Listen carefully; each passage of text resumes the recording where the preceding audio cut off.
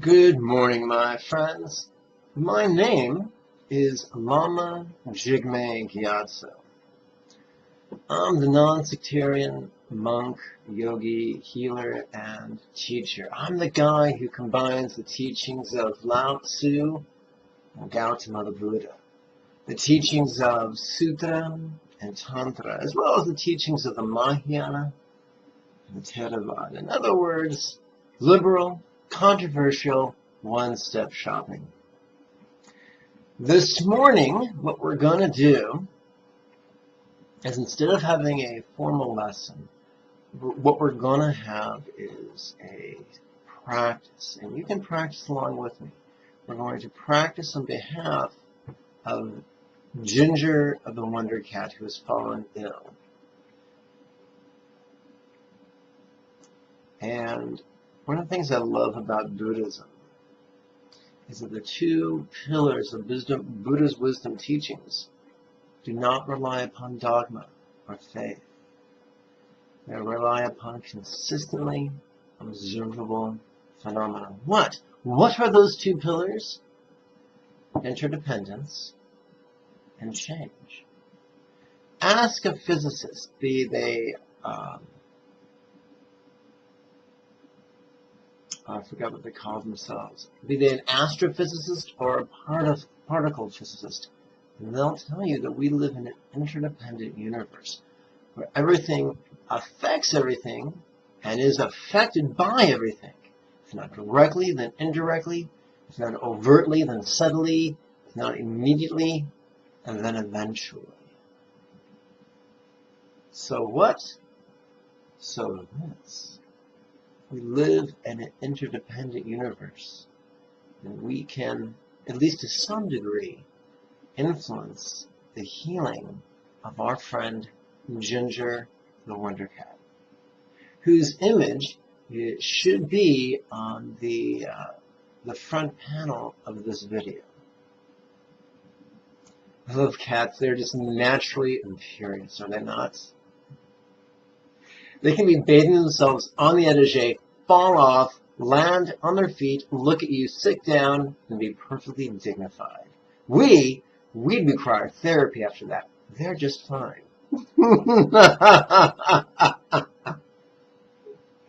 So, this follow-along healing practice and meditation is designed specifically for my students who have at least completed the first quarter of the training. It's a year-long course. And so the practice text that we're using, my nickname for it is the pinnacle of the first quarter. But don't worry, this is not elitist. If you've had zero exposure and you want to practice along, knock yourself out. You are entirely welcome. You will have questions. Jot them down in a journal or a notepad, and you can ask them one at a time in the comments section, either here on YouTube or over on Facebook.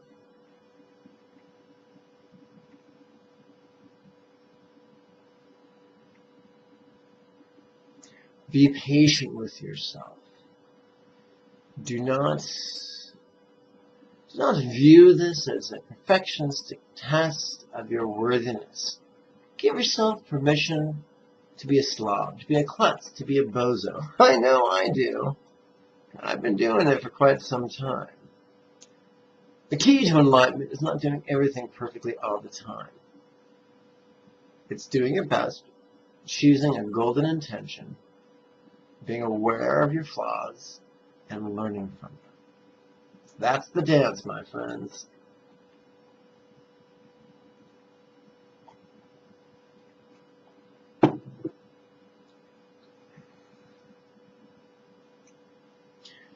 We're going to be playing with two mantras, the 12-syllable mantra and the 6-syllable mantra, both of which are written out in English, and I should say Romanized script, and hyphenated below the video. Below the video, you'll find a tab that reads About. And you click that, you'll find another tab that reads Show More. When you click that, you'll receive a whole bunch of materials, including those two mountains.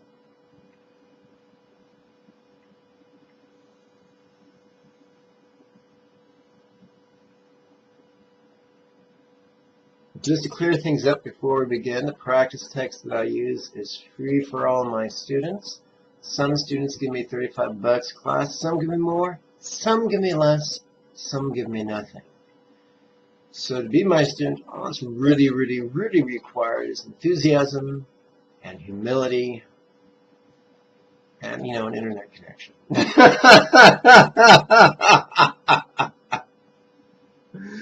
Okay. Let's begin. My computer keeps taking me out of focus. Apparently, computers had a long weekend. All right. I'm going to start by torturing my new students with me chanting. For my students who are my second semester students, let's begin with the bowing prayer. Lord white in color, unstained by fault, your perfect teacher, adorning your crown. You look upon all beings with eyes of compassion, generous, we bow to you. Now let's perform the concise, auspicious rebirth. Om Mani Padme Hum, Putala rebirth for me. Om Mani Padme Hum, Putala rebirth for all. Om Mani Padme Hum, completely letting go.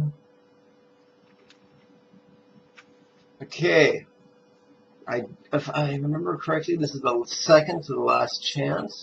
4 thoughts that turn the mind to the teachings. Great Lama Amitabha, constant and perfect protector who knows all things, neither getting nor keeping the desired as well as enduring the disliked is universal. Be it karma components, conditions, or perception, separateness is but an illusion. Ever changing one and other is nothing permanent to grasp.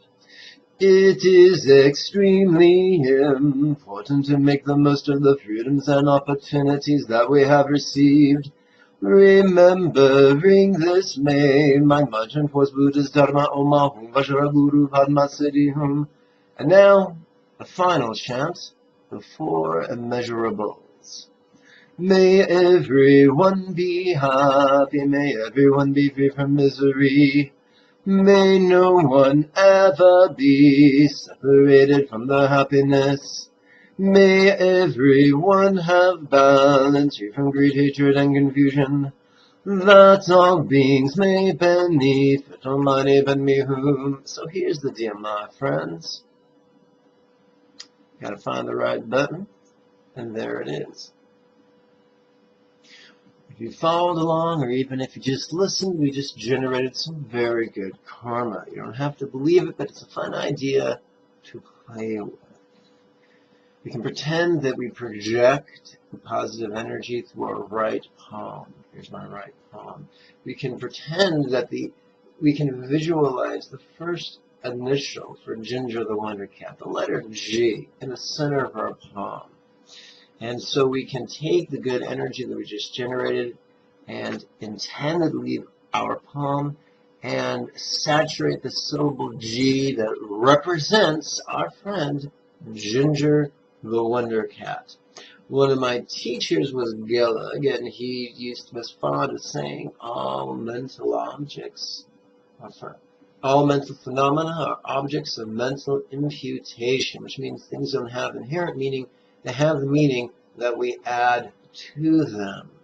So, and by inherent I mean they don't have a separate meaning or a permanent meaning. So, even though we just visualize the G, we're going to mentally link that to Ginger the kitty, whose pet human is named Lisa, a wonderful, wonderful humanitarian and vegan and animal rights activist. And repeat after me. Om Mani Padme Hum.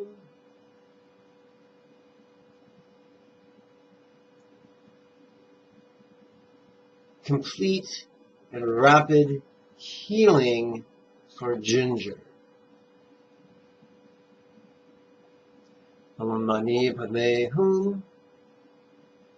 Complete and rapid healing for all. Om Mani Padme Hum. Completely letting go.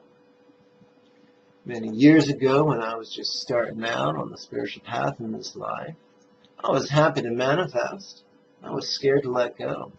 I thought that by letting go, I'd be letting go of my benevolent intentions. My manifestation would come to naught. It took me years to learn that it's the letting go that unleashes all the complementary forces and wisdom of the universe. It reminds me of a passage in the Christian New Testament. I think it's 1 John, where it reads, "Let the Spirit do its work," which is a wonderful way of saying, hey, you manipulative bastard, sit on your hands and let God weigh on in. Well, whether you believe in God or not, we've all been manipulative bastards. We've all been control freaks, haven't we, folks? So let's sit on our hands and let go and see what the universe has in store.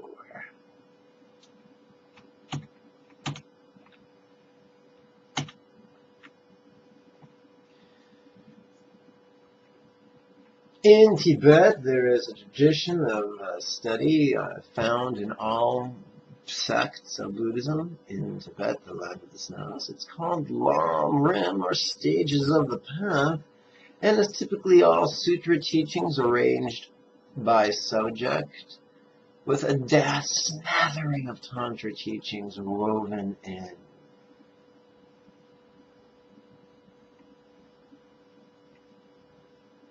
This is not unique to Buddhism. The Theravadins have a similar tradition, although they have no tantra.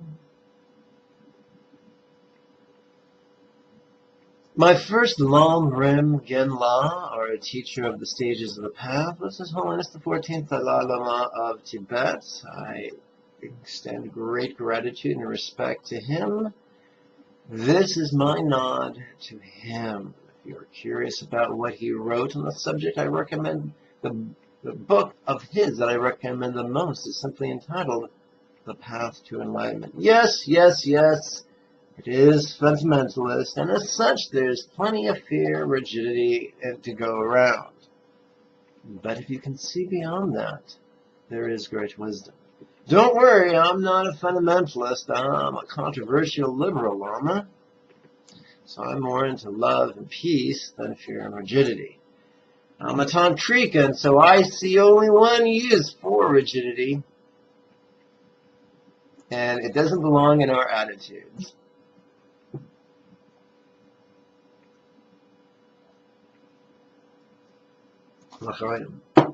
Okay, we're going to start with Sutra-inspired devotion training. Why? A real cult? No. Devotion training simply is good for us. It fills our heart with gratitude. That's awfully good. And appreciation and respect, which is a wonderful counterpoint to the pride and self-importance that we seem to come factory installed in our hearts. Let's dig in. The pattern we're going to use is not just the mindless recitation of mantras ad infinitum, but rather we're going to ping-pong back and forth between rhetorical assumptive questions on the in-breath and then really cool, powerful mantras on the out-breath. One of the hallmarks of Tantra, the technical approach to enlightenment, is finding ways to make things more efficient. You know, you gotta breathe. If you're gonna do mantras ad infinitum, you gotta breathe in, otherwise you will turn red and then blue and then tip over, wiggle funny, and scare the cat. And no one wants that.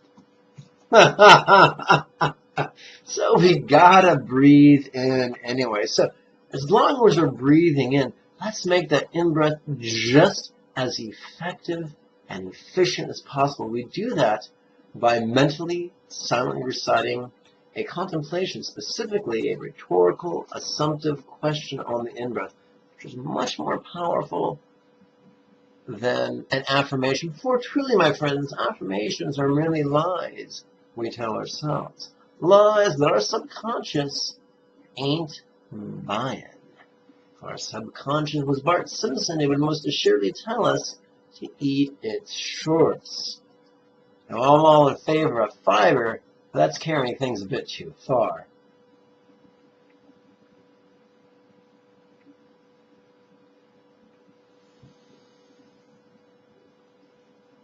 I'm going to make sure I can actually see myself on camera.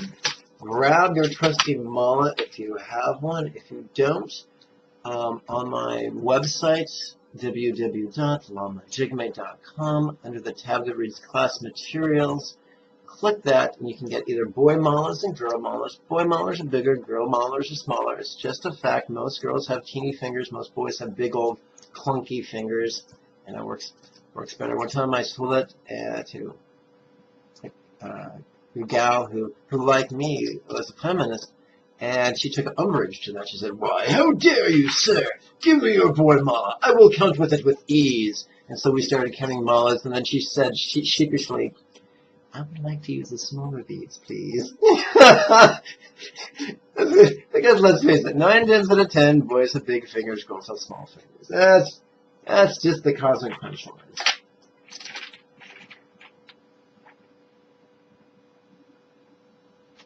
Girls have great big tolerance for pain, little teeny fingers. Go figure.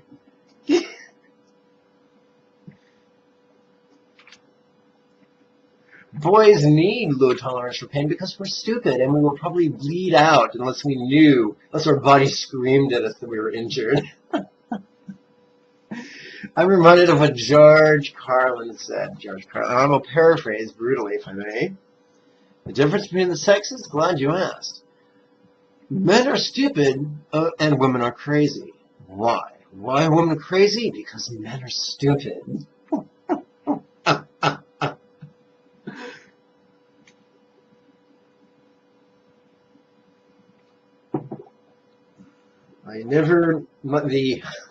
The absurdity of my gender never ceases to astonish me. So, folks, by the way, I earned 0 commission over the sale of malas on my website. I like these malas because they fit the tantric protocol of 108 wooden beads, 3 turquoise spacers, and 1 wooden guru bead, which is very, very cool. I also like the fact that there are no animal products used in these malas. Many will use yak bone or human bone. And that there's a minimum of precious gems. For those of us who are very, very psychically sensitive, precious gems or semi-precious gems can be a bit too jarring. So I really like this configuration. The male version is, if I recall, it's Bodhi seed, and the female version is rosewood. It's quite lovely. So great. We're going to start off counting on our pinky, our little finger. We're going to use that little finger as a pulley. Because we're primates, we're going to pull the mala over the finger as we recite. This is your first time playing with the 12-syllable mantra. Give yourself a break and just recite it 1 time per breath. That's plenty. If this is your first, your first week playing with the 12-syllable mantra, give yourself a break. Just try to recite it 3 times. And so 1 time per breath would sound like Hum Ahum Vajra Guru Padma Siddhi Hum. You recite it 3 times a breath. It's kind of a jaunty kind of thing. You want an 80s dance to it. It's Om Ahum Vajra Guru Padma Siddhi Hum. Om Ahum Vajra Guru Padma Siddhi Hum. Om Ahum Vajra Guru Padma Siddhi Hum. Kind of fun. If this is your 2nd week or more playing with the step, then go ahead and strive to recite it 7 times per breath. So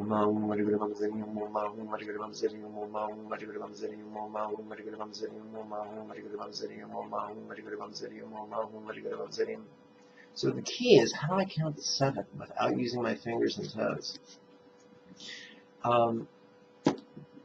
Hopefully on that same page, my class materials page, there's a free image you can download entitled, I think I call it Lama Chinrazig, because it's got a picture of four-armed, a drawing or painting of four-armed Chinrazig, and over his head an image of his teacher, painted as red, the Buddha Amitabha. And so, just as in Tantra we visually explore four-armed Chinrazig as an archetype of our enlightened potential, just as the Buddha Chinrazig had a teacher, we also have a teacher. And so we visualize his teacher while reciting, or we actually just gaze at the image of his teacher, Amitabha, while reciting Om Ahum Vajra Guru Padmasari.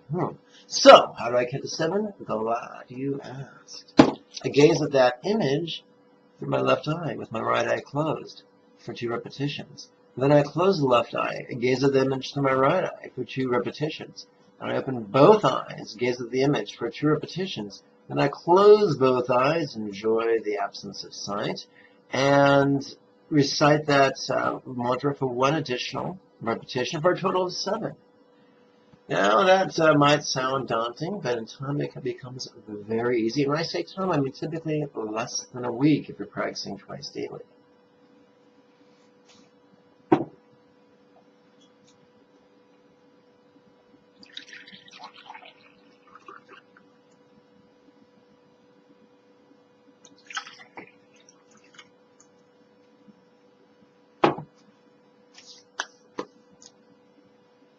Having said that, let's dig in. Even if you're counting 1 repetition of the mantra per breath, you still want to play with mala because it helps us to access different energy channels. You see, the little finger is locked into our pelvic cavity. Oh yeah, you guessed it. Our ring finger is locked into our abdominal cavity. Our middle finger, that which helps us express ourselves on the freeway, is locked into our pleural cavity. Our index is locked into our head. So, we're going to start at the bottom and work our way to the top. If you don't have a mala, then simply going like this with your hands will suffice. It's funny. There's a fun idea that my guides have shared with me that this could be my 9th lifetime on the path, and there's a wonderful image that my grandmother used to have. My grandmother had one of those velvet rectangles you hang on a wall with an oval for a photograph of each of her 4 grandchildren.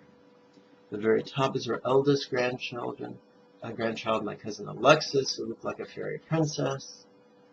Below that, there was my cousin Ronnie, who looked like little James Bond.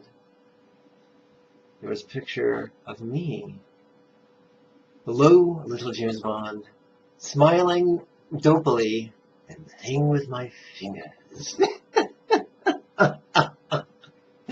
So, that finger playing could be a hint that I've been using mudras for many lifetimes, or just that I'm a goofy guy. Anyway, let's skedaddle. Let's return to the practice at hand. Okay. On the in-breath, we silently, mentally ask the rhetorical question, what could I feel grateful about? These are rhetorical. It's not our job to answer these questions. It's our job to ask the question on the in-breath and relax on the out-breath as we enunciate the mantra. And once again, the 12-syllable mantra is found in the materials below the video. What could I feel grateful about?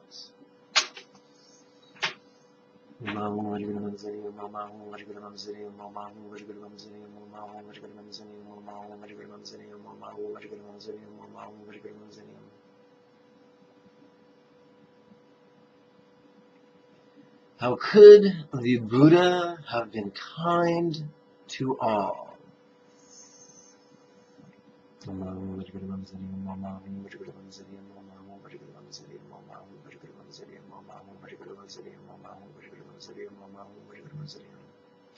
I like is you don't have to believe in the Buddha for this to work.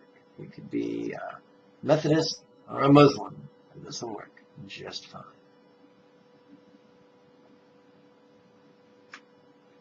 How could the Buddha have been kind to me? You know, by teaching stuff that was eventually written down and passed and become part of our culture. Or at least inspiring artisans to really create cool art. How could the Buddha have been kind to me? You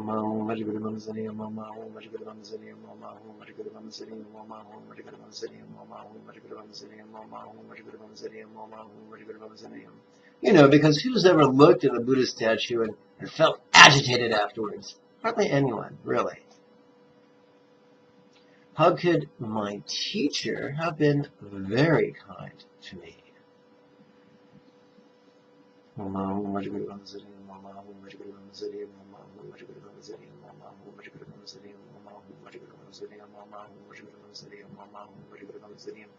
Lots of people get really scared at the idea of developing gratitude for one's teacher. But folks, I'm here to tell you that doing so acts as a useful antidote for pride. Where is the Buddha now?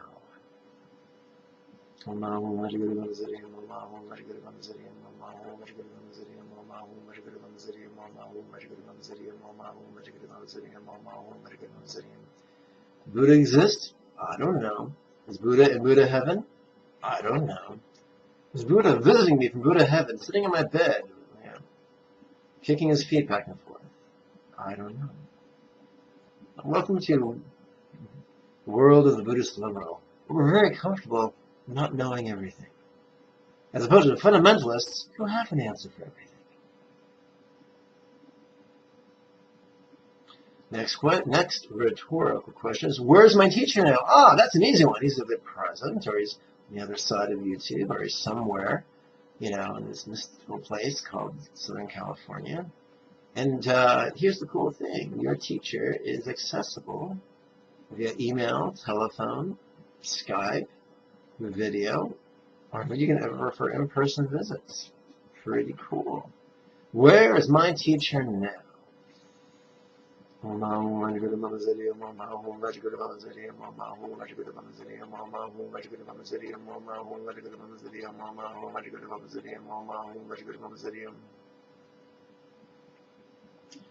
we come to one of the Dalai Lama's favorite contemplations. How could my teacher be even kinder to me than the Buddha has been? We're not asking every teacher is better than the Buddha. Just is he kinder? How? How could your teacher be kinder? Well, he's available to you. And that brings me to an important thing. Excuse me whilst I rant and rave.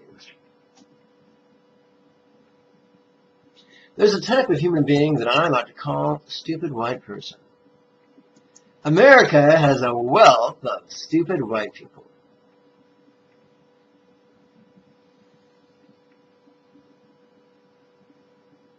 And amongst the stupid white people, there's a large demographic of the self-important. I can't tell you how many people have spoken to me, lifted their chin and said, "For I have studied with the Dalai Lama." Really? You studied with the Dalai Lama? Are you sure you didn't sit in an auditorium with 3,000 other people and hear him give a speech? Yeah, that's what I mean. Okay. Some people have a teacher that blows in once a year or once every 3 years, addresses a group of 100 people or so, and then leaves. Folks, that's not your teacher. That's just a visiting lecturer. Your teacher is someone who's actually in your life. You learn from them weekly. You have the opportunity to ask them questions, either over the phone, in person, over Skype, or in an email, or video, or something. And they can answer your questions. They can give you blessings. They can give you healing treatments. They can call you on your crap. If your teacher isn't calling you on your crap, then he's doing you a great disservice. Anyone can blow sunshine up your nose and tell you that you're the best thing since sliced bread. But it doesn't make it so. And if you really want to evolve rapidly upon Buddha's path, you need someone to say, you know that self-importance? Not so much.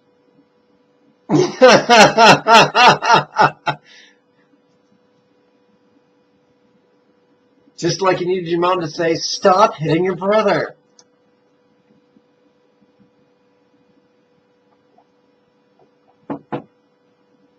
Or in my case, stop pestering your sister. My little sister, who now is a judge. Hi, little sister. You're not going to put me in jail, are you?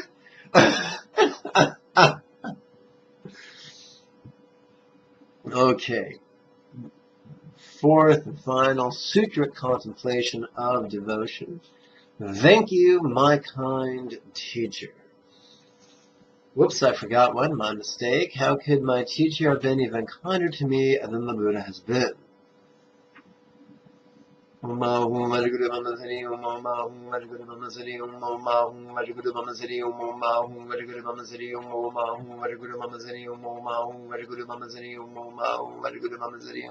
Make sure this bad boy is recording. Once again, and good. Because last week I recorded a 2-hour class that didn't record, and oh, that was a great big slice of humble pie. Fourth and final contemplation of sutric devotion. Thank you, my kind teacher. That's not really a question, it's an intention, but it'll work nonetheless.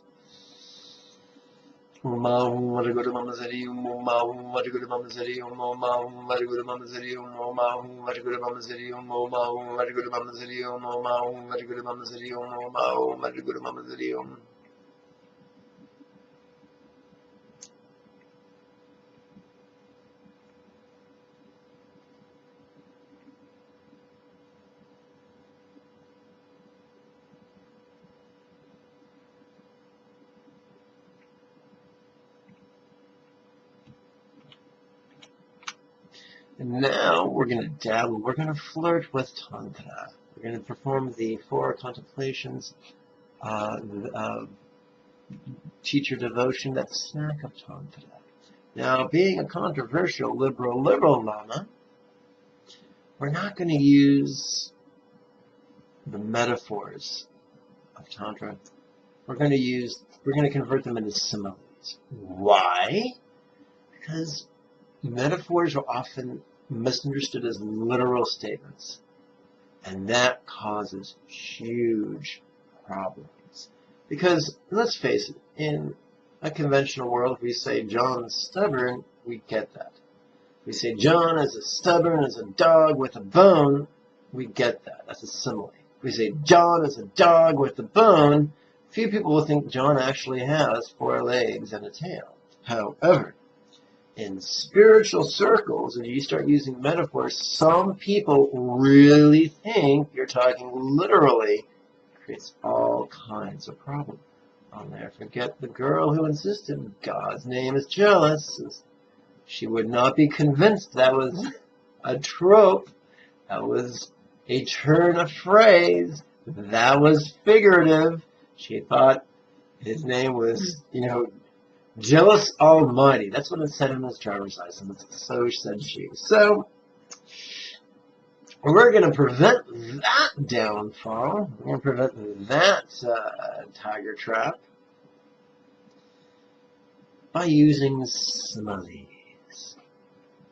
How could teacher's body be as full of dependence and as empty of anything separate to grasp as Amitabha's body? Bliss-inducing light. Folks, if you can't recite that perfectly, that's okay. Just try.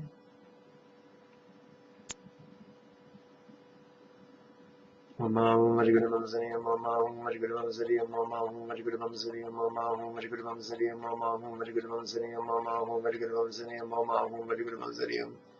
to do a similar set of meditations like this at the end or towards the second, the final third of this practice, with us comparing ourselves through simile to the four-armed Buddha of compassion. Why do we do this? Because if we only compare ourselves to the four-armed Buddha of compassion, it can feed our pride, our hubris. So by also comparing our teacher to the Buddha of compassion's enlightened teacher, puts things in perspective. So says the 14th Dalai Lama of Tibet. Oh yeah, and me. Second contemplation. How could teacher's speech be as full of change and as empty of anything permanent to grasp as the 12-syllable mantra? How does the 12-syllable mantra change? Simple. The Om becomes an Ah, becomes a Hum, becomes a Vaj, becomes a Ra, becomes a Gu, becomes a Ru, becomes a Pa, becomes a Ma, becomes a Sid, becomes a Di, becomes a Hu. Welcome to the world of sound, where things always change. And even if you just recited one sound in a monotone fashion, ask a physicist, and they'll tell you that there's change, there's vibration. There's vibration in my vocal cords, there's vibration traveling through the air, vibration traveling through the microphone, vibration traveling into YouTube, vibration traveling out through your speaker, vibration traveling through the air, vibration traveling into your ear.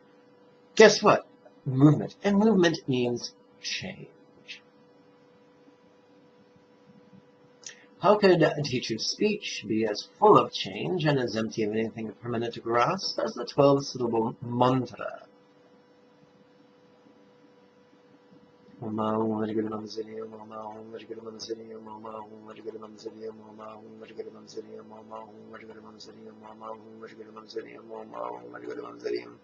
If you're a bit daunted by these highfalutin words like full, empty, change, permanence, don't worry about that.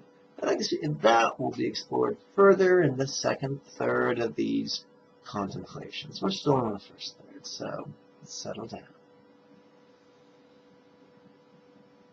Or as they said in the Bill Murray movie Stripes, simmer down, Francis. The third contemplation.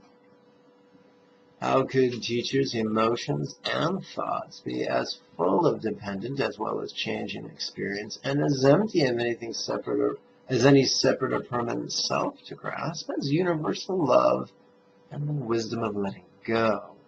So we're not saying self doesn't exist, we're just saying it's ever-changing and interdependent.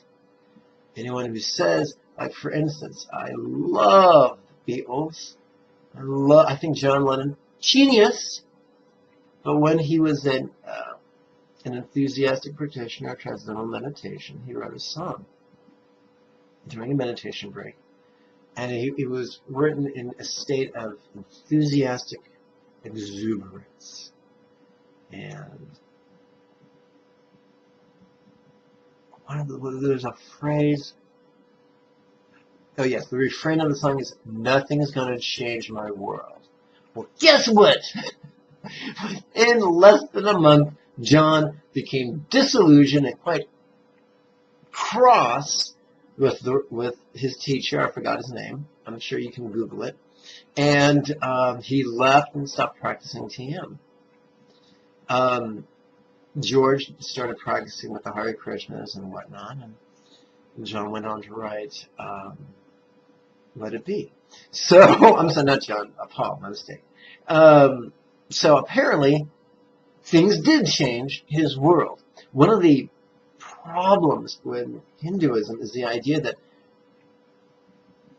if we're truly enlightened, we're free from interdependence and impermanence, or that this part of us, our soul, part of God, Atman, that's free from change and free from interdependence.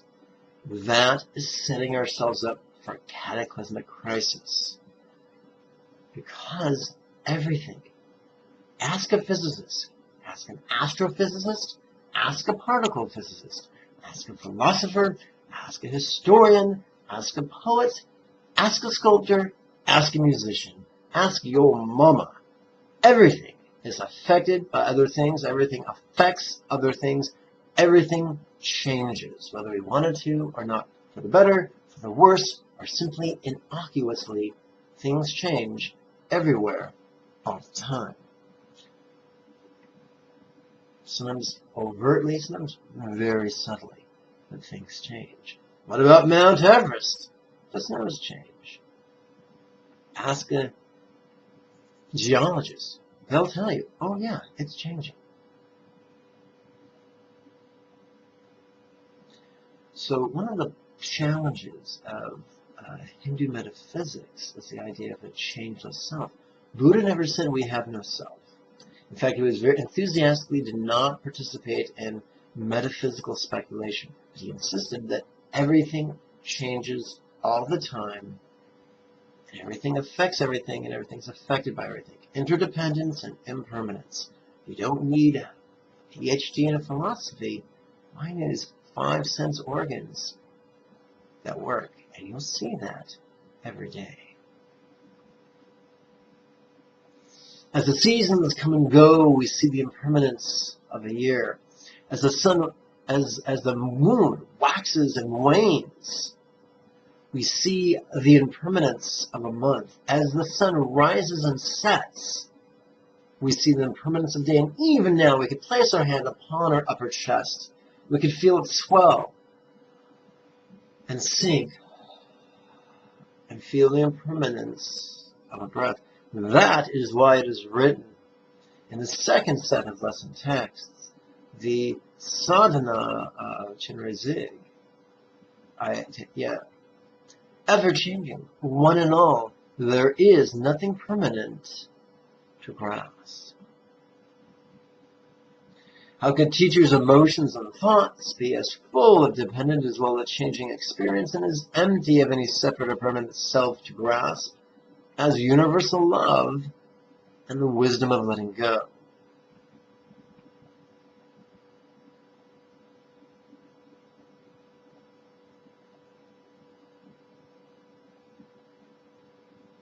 And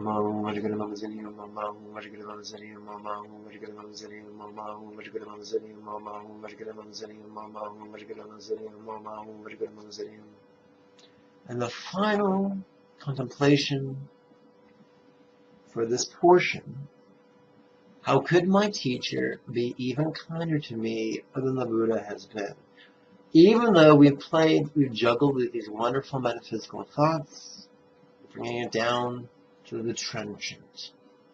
Teachers available for me to ask him questions, and for him to point shit out to me. Teacher's only teacher.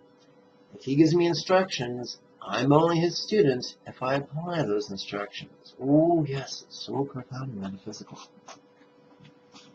Okay, how could my teacher be even kinder to me than the Buddha has been?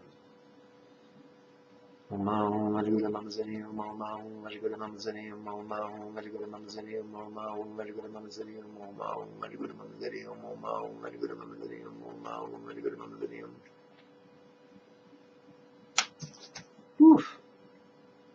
Well, we've just generated a lot of good karma. So let's gaze, make sure I'm on Esmond. Let's gaze upon our palm, our right palm. Let's visualize the letter G for Ginger the Wonder Cat. Repeat after me. Om Mani Padme Hum.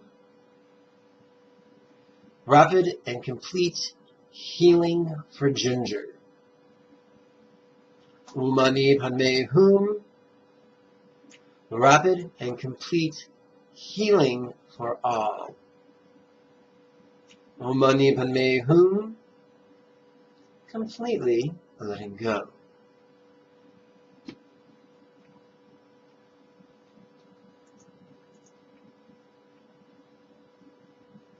Now we're going to play with the 4 exercises of renunciation. This is not fundamentalist renunciation where we say to ourselves, hey man, if it feels good, don't do it. No, we're saying, listen, if it sucks, avoid it. Avoid suckiness and the causes of suckiness, and we don't mean in a funny way. For instance, if you don't want to be bruised and beaten, then I would suggest renouncing the hobby of running up to cops and kicking them in the shins, for that will not end well, my friend. Not at all. That's what we call very quick karma. Okay. How could Ginger's illness not satisfy?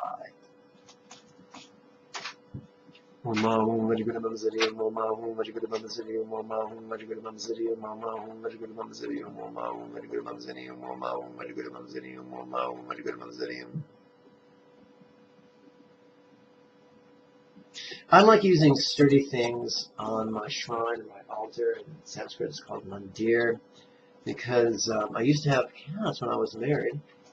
And cats are very jealous. They will climb upon your altar and say, no, you will have no gods before me, for I, the kitty, am your overlord. And they will probably push stuff off your altar. My top student, my senior student has, I guess, 3 cats? And they'll do that. They'll just look at her, oh, nice Buddha statue. Oh, cats, thy name is amusement. Okay, let's see. Why could I renounce sufferings such as Ginger's illness and its causes? I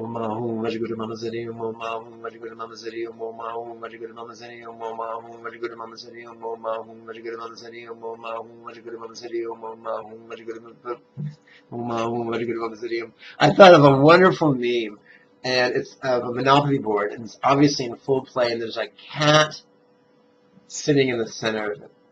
And the caption reads, oh, are you playing a game? Well, fuck you, I'm a cat. I love cats. Cats are like, don't look at me. Don't pay attention to me. Wait, don't ignore me. Where are you going? Oh, cats are a good entertainment value, aren't they, folks?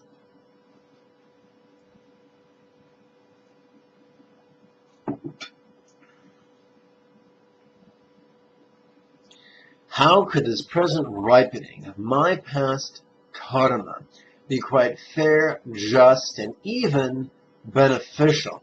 Wait, we're talking about Ginger's illness. How does this have to do with my karma? Well, ouch. Well, if our universe is interdependent, then everything affects everything else. We're affected by causes, by conditions, by components, and you guessed it, by perceptions. Our perception of Ginger's illness affects us, and we affect Ginger's. Our perception affects Ginger's illness. That might sound like something that goes on faith, but speak to a particle physicist, and then they'll start talking to you about Heisenberg's uncertainty principle. Someone's uncertainty principle, I think it's Heisenberg's. They're talking about Schrodinger's cat, which is a famous thought experiment. And they'll talk about how the perception of the researcher can influence the outcome of the experiment. Wild stuff. So, as fundamentalists, is this something you should believe rigidly? No. It's a fun possibility to explore. Quite fair, just, and even beneficial. What if everything inconvenient or painful in our life was not necessarily bad? What if some inconvenient things in our life could be blessings, just inconvenient ones? What if these inconvenient blessings could be the fruit of good karma? And perhaps we're not as cursed as we sometimes think we are. How fun and liberating could that thought be? How could this present ripening of my past karma be quite fair, just, and even beneficial?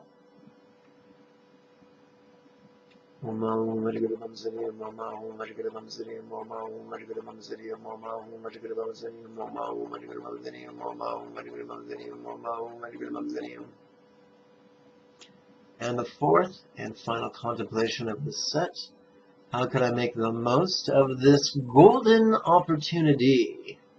That's right, Ginger is lifting her paw, her head off her paw, and looks at me and says, "That's right, boys, I'm the golden opportunity." Okay. How can I make the most of this golden opportunity?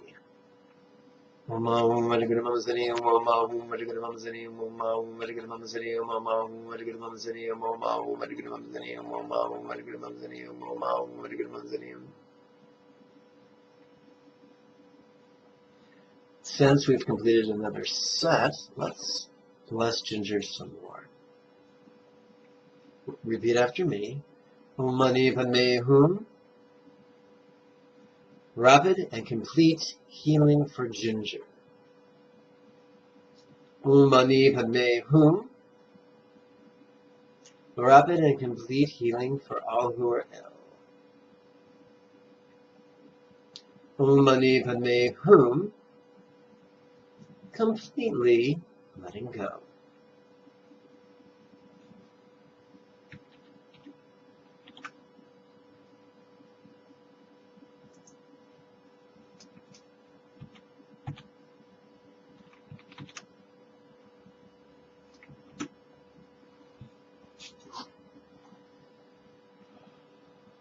We now enter into the compassion contemplations.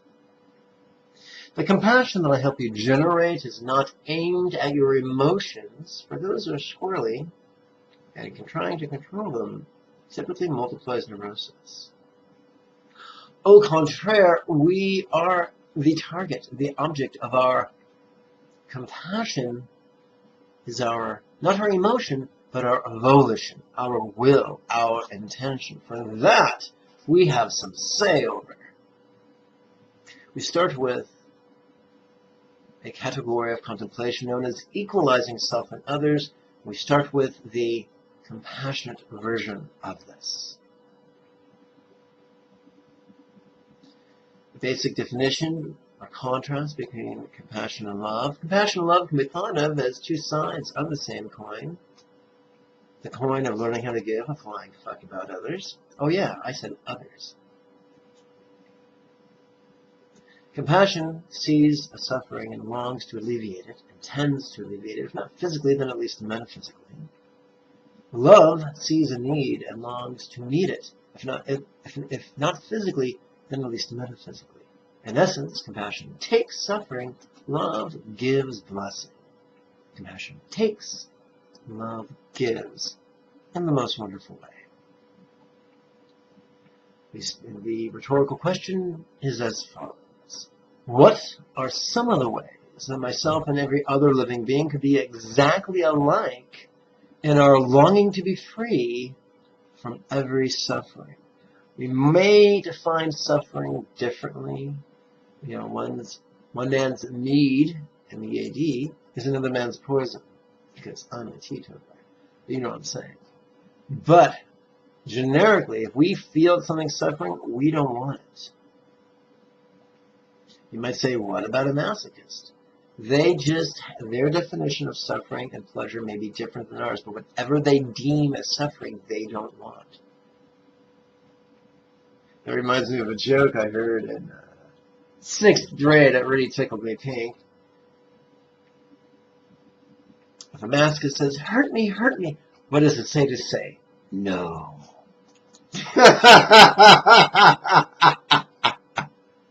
Well, you know, that was really funny when I was 11. I'm sorry, 12. Anyway, let's continue. What are some of the ways that myself and every other living being can be exactly alike and are longing to be free from every suffering?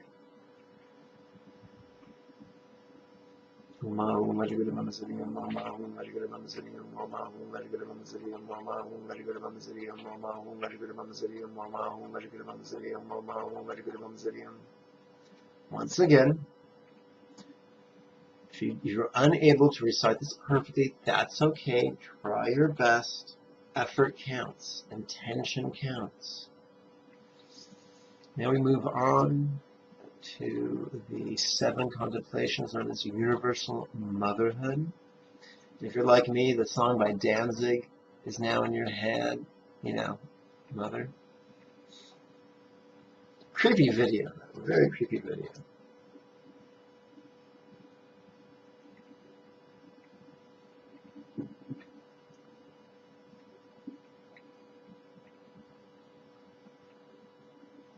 My first student in this life was a wonderful gal, a stripper putting herself through law school. And so she's this petite little thing, and I start teaching her this meditation, and she starts singing the song, you know, Mother, but she sings it like him, this deep voice, this deep, scary, pseudo-evil voice. It's very funny. Anyway, how could I have had innumerable previous lives? We're not fundamentalists. We're not saying I have to believe I've had multiple lives. We're liberals. We're just exploring the possibility.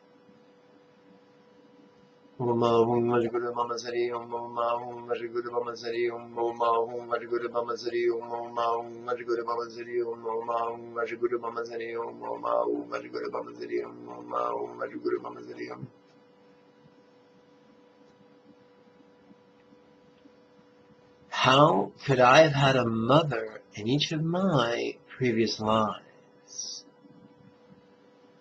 Now, for some people had wonderful mothers, and they have no problem with this. Some had mothers that weren't quite Carol Brady, that either actually, or at least in our perception, because our perception is influenced by karma,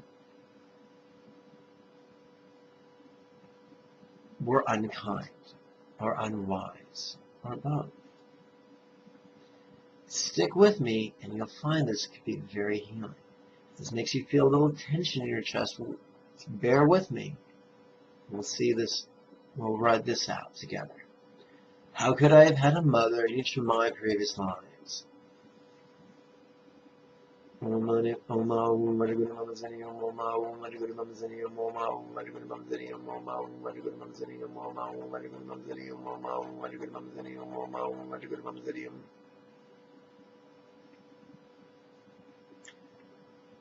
How could each of my previous mothers have been kind to me? Now, it's easy to say, my mother brought me a pony. My mother didn't buy me a pony. She must suck. Well, let's just redefine kindness. Maybe kindness is simply, changing my nappy when I soiled it as an infant. Maybe kindness was making sure I was bathed weekly or fed daily. Those qualify as acts of kindness. Clearly, we don't remember what happened when we were infants, but this is about possibility. By asking the question, our subconscious will race to fill in the gaps. So don't worry about this. So let's play with this right now. How could each of my previous mothers have been kind to me? When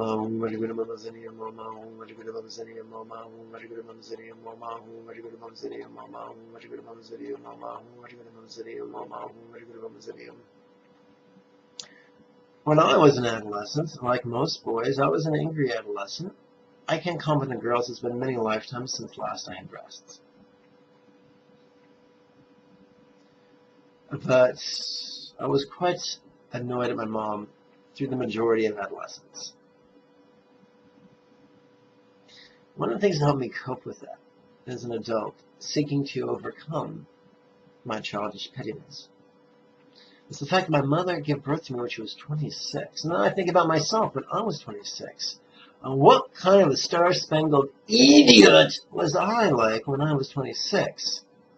That's how old my mother was when she gave birth to me. I'm lucky to be alive. Let's give the poor girl a break.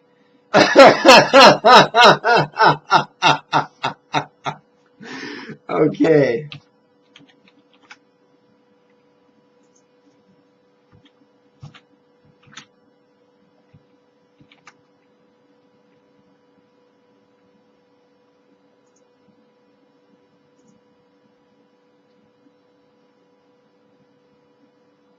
One moment. Having some troubles with the computer. Okay.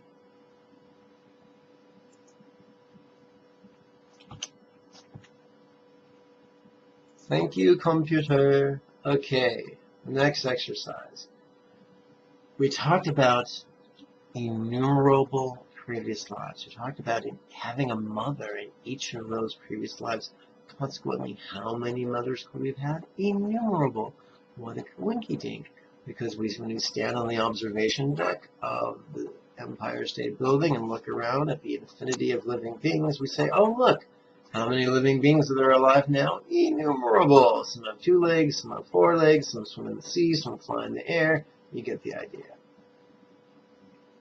Hence, this next contemplation, how could my innumerable previous mothers now be the innumerable living beings in each of Samsara's 6 realms? Samsara, vocabulary word. Samsara is a Sanskrit word. Some people think samsara means the state of being subject to suffering. The answer is no. Samsara is not the presence of suffering. It's the tyranny of suffering. When we read the life story of Buddha, we see Buddha's own words. I'll receive translations of his own words, or allegedly his own words. They're talking about sufferings before he was enlightened, and then sufferings after he was enlightened. Clearly, suffering was a common denominator. What was the difference? Before he was enlightened, sufferings were the boss of the man who would become Buddha. After he was enlightened, sufferings became his servants. He was able to use his sufferings to increase his compassion and his wisdom. And consequently, his peace and his joy. How ironic and cool is that? So what is samsara? Samsara is the tyranny of suffering. Liberation is freedom from the tyranny of suffering.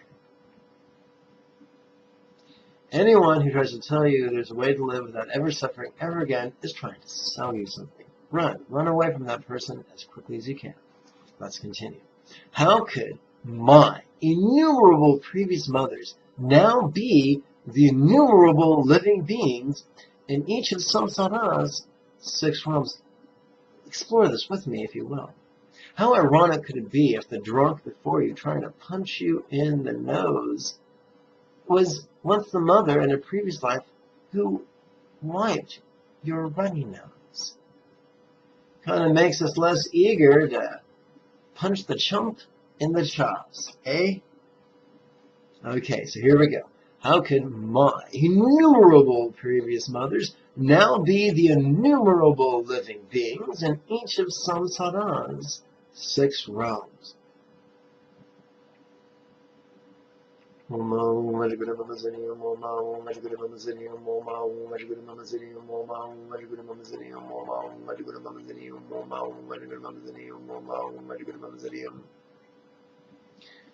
Now, I'm not sure if you're as old as me.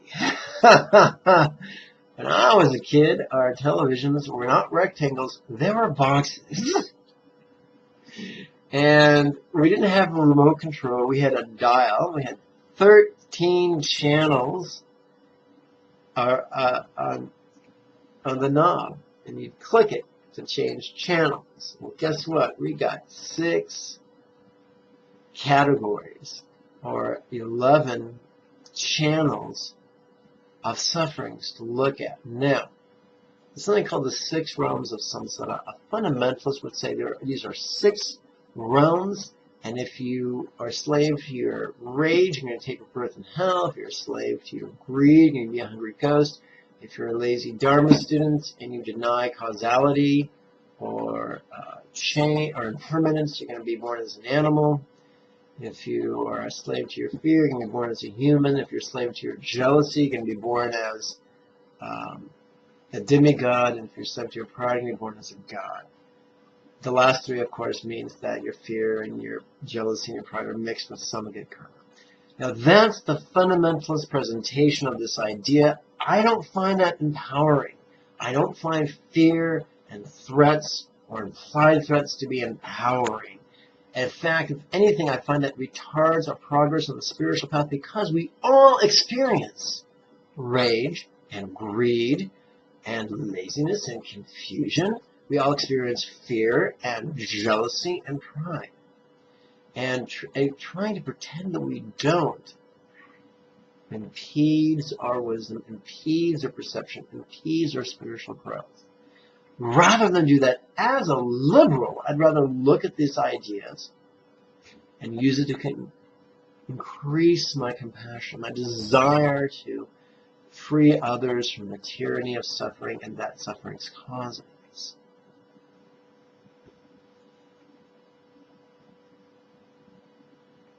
So, the contemplation is as follows. How could samsara's 6 realms simply be metaphors for rage, violence, greed, lack, confusion, exploitation, predators, prey, fear, birth, illness, old age, death, jealousy, pettiness, competition, pride, self-indulgence, and great loss?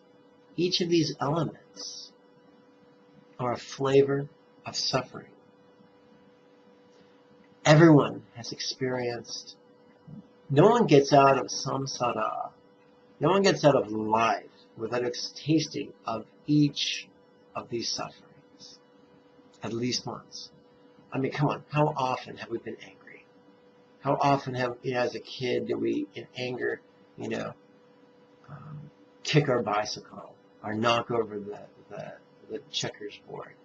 All of us are subject to these fears, these pains, these sufferings.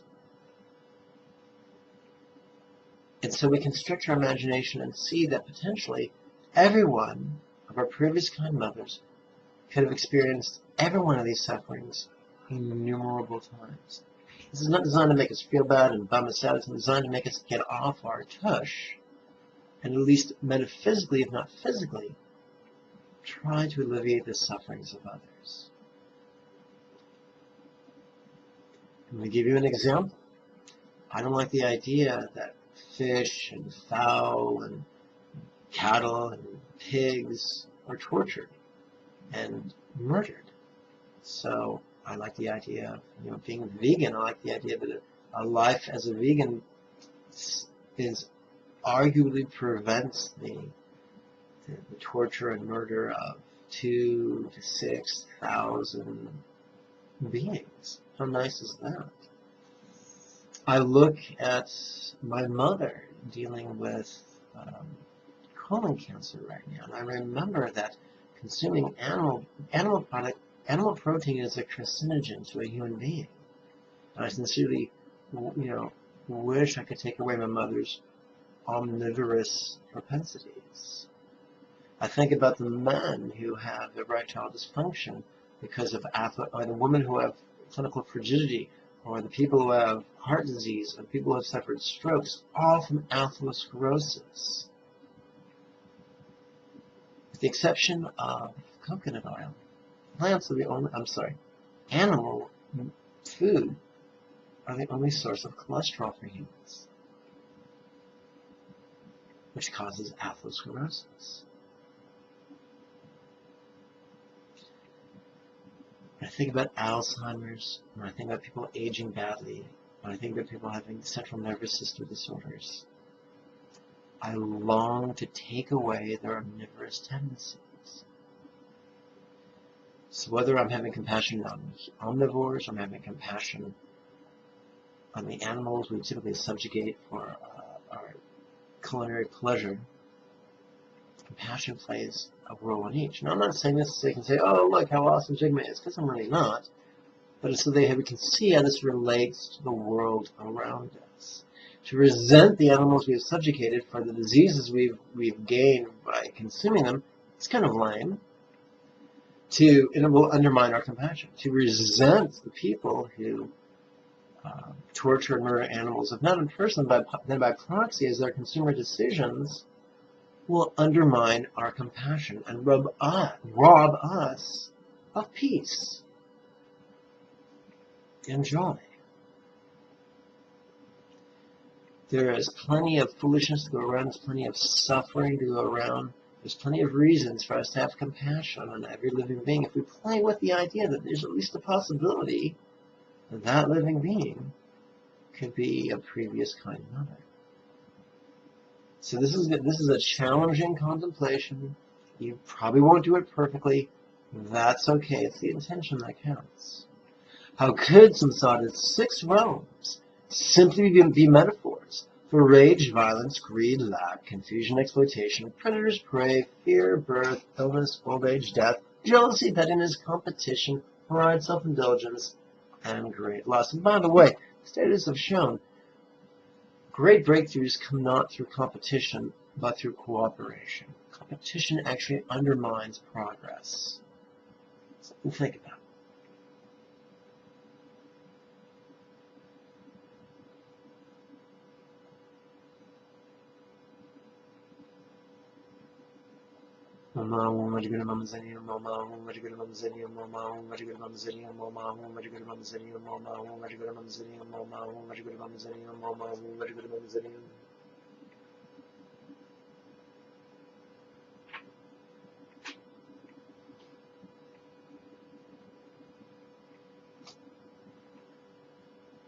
And by the way, instead of counting with your pinky, count now with your ring finger.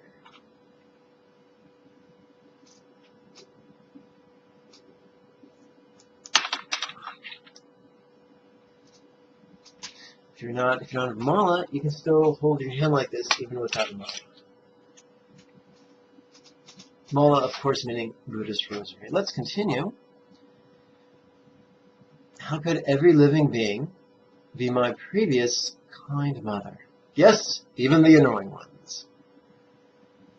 One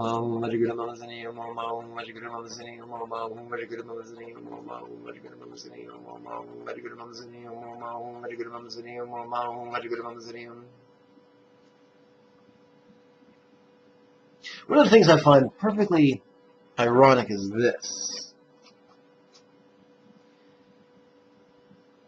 If we want to get people to stop subjugating, torturing, and murdering animals, if not in person, then by proxy to the consumer dollars, we have to have compassion and love for them. If not, they will sense it. They will feel judged and hated and condemned and run away from us. The irony is the only way our compassion for the animals that are subjugated, tortured, and murdered can be realized is for it to spread to their subjugators, torturers, and killers. How ironic is that? Luckily, it's easy to feel compassion for people who suffer from frigidity, erectile dysfunction, heart disease, stroke, and various and sundry cancers, as well as morbid obesity. It's easy to feel compassion for the blatant, obvious sufferings. So let's move on. And now we'll bring it back to Ginger. How could living beings suffer from illness? We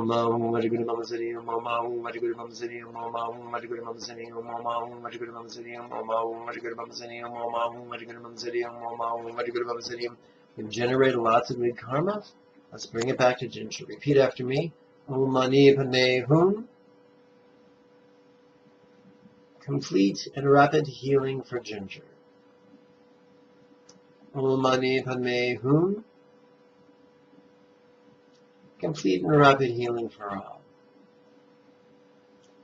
Om Mani Padme Hum. Completely letting go.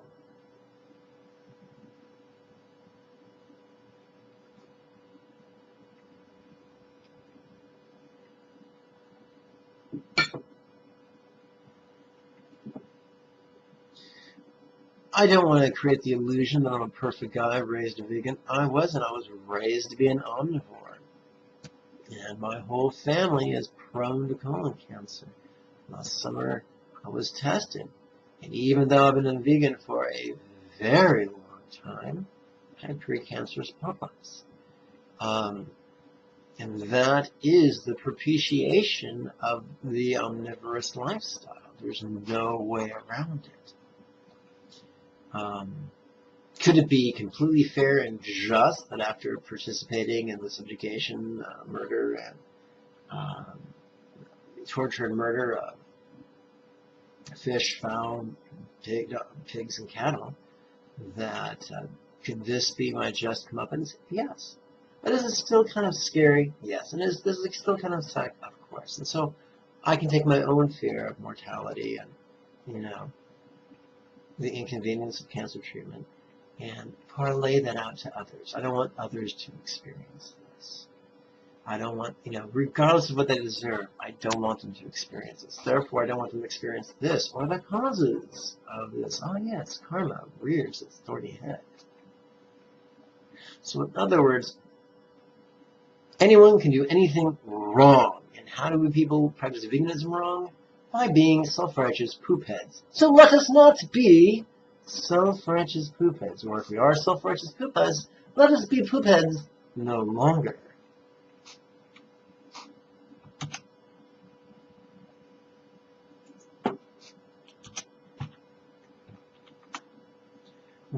Sorry, I'm mistaken, I'm looking at this. We're now going to perform the scary prayers, or the scary exercises of compassionately letting go.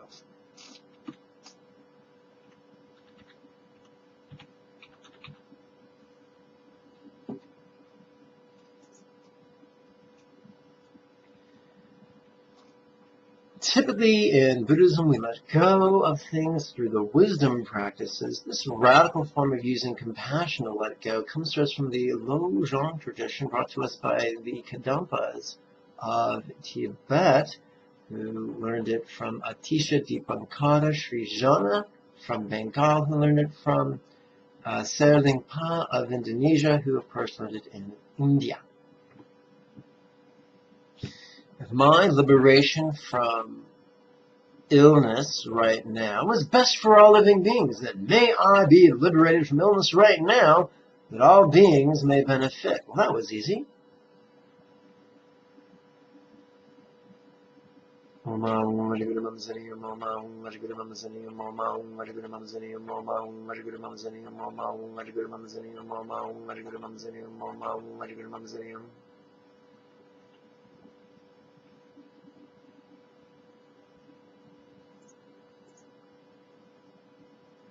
Now it gets a little scary.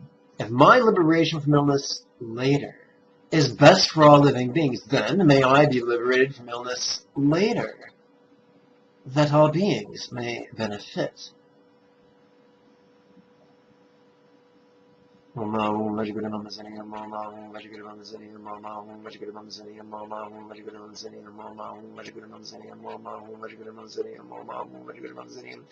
student once asked me, "Hey, Lama Jigme, am I putting myself in danger by performing these exercises?" And the answer was no.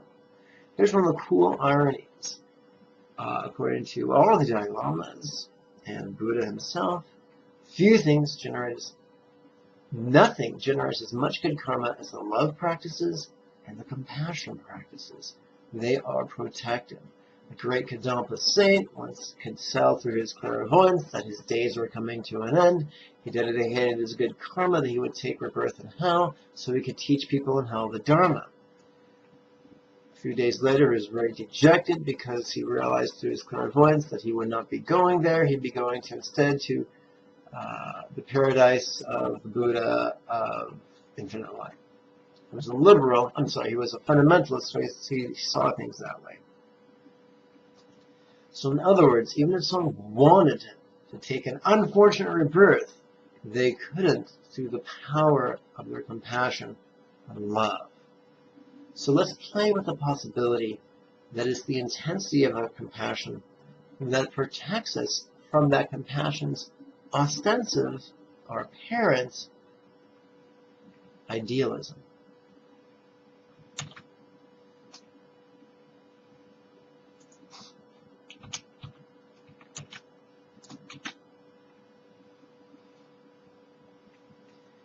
Now we get scary. If my liberation from illness never is best for all living beings, then may I be liberated from illness never, that all beings may benefit.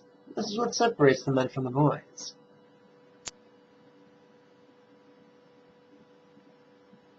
And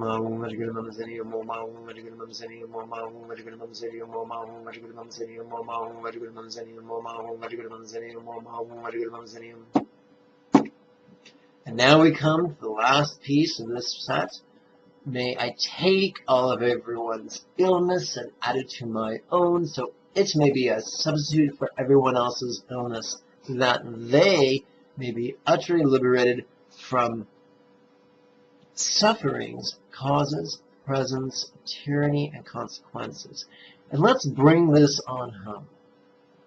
May I take all of Ginger's illness and add it to my own, so it may be a substitute for her illness, that she may be utterly liberated from sufferings, causes, presence, tyranny, and consequences.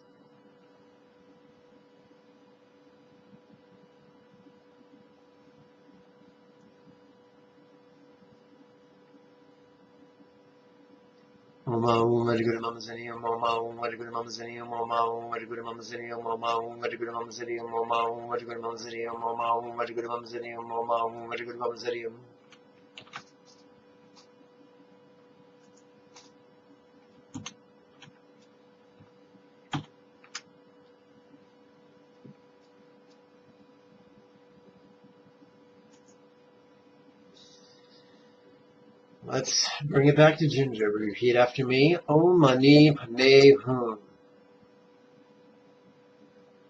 Rapid and complete healing for Ginger. Om Mani Padme Hum. Rapid and complete healing for all. Om Mani Padme Hum. Completely letting go. I used to be scared to share my good karma with others because I thought it would dilute what I was trying to manifest for the individual. But then I was taught that by sharing my good karma, the more people I share my good karma with, the more my good karma multiplies, which creates a feedback loop, which benefits the person I'm trying to heal even more. Is that true? Is there a way of proving it? No. Is it empowering the possibility to consider, to ponder? Ooh, yes. Yes, it is. And has that been my experience through trial and error, through experimentation? It really has. So in my experience, sharing the more people, just like we can compound our interest through banking sometimes, we can compound our good karma through generosity. Pretty cool. I'm going to play with the 4 contemplations of conventional, compassionate bodhicitta. Bodhicitta here meaning mindset of enlightenment.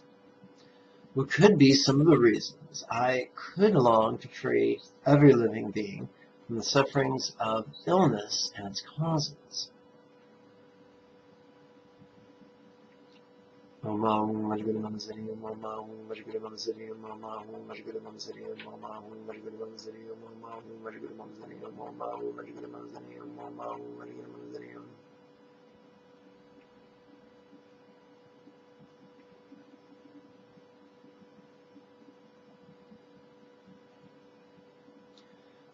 What could be some of the reasons, the best way I could liberate every living being from the sufferings of illness and its causes could be as a fully enlightened Buddha? Om Vajguru Mamsariyam, Om Vajguru Mamsariyam, Om Vajguru Mamsariyam, Om Vajguru Mamsariyam, Om Vajguru Mamsariyam, Om Vajguru Mamsariyam, Om Vajguru Mamsariyam.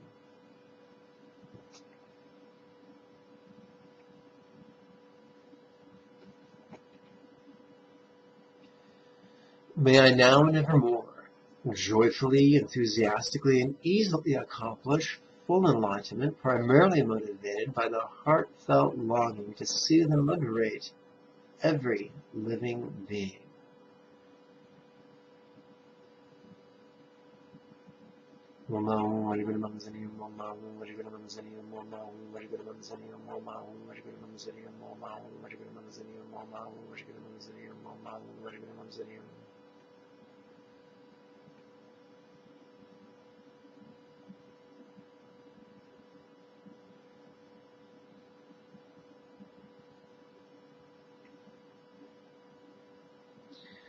If I now accomplished Chinre Zig, what does that mean? Well, Chinre Zig is Tibetan for the Sanskrit word Avalokiteshvara, which is Sanskrit, word that can be translated into China. It was called Kuan Yin or Kuan Yin. In English, it's simply the Buddha of compassion. In Tantra, we look at the Buddha of compassion as an archetype of what we can accomplish, how we can be completely, what's it called, identified with the pursuits of love and letting go. If I now accomplish Chinre Zig and completely soothe and utterly liberated all others in the most wonderful way, what could that feel like? So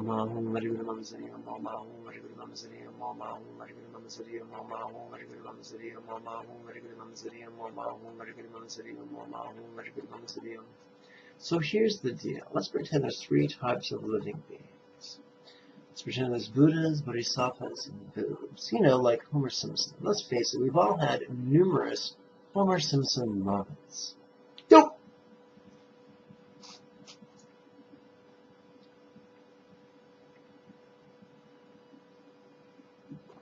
Eventually we grow weary of playing the fool.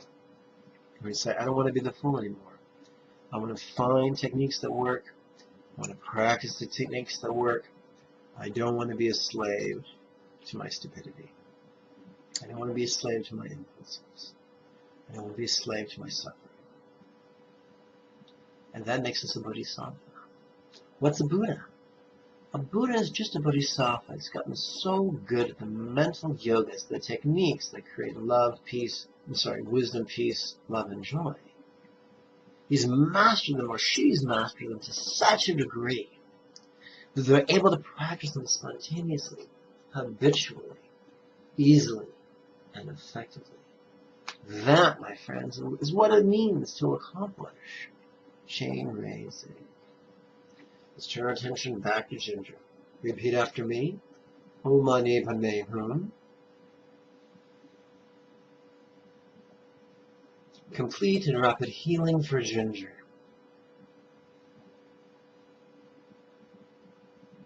Om Mani Padme Hum.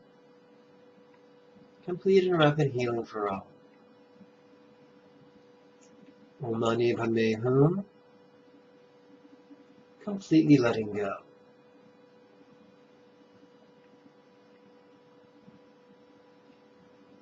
These next 10 exercises will be concluding the compassion portion of this practice.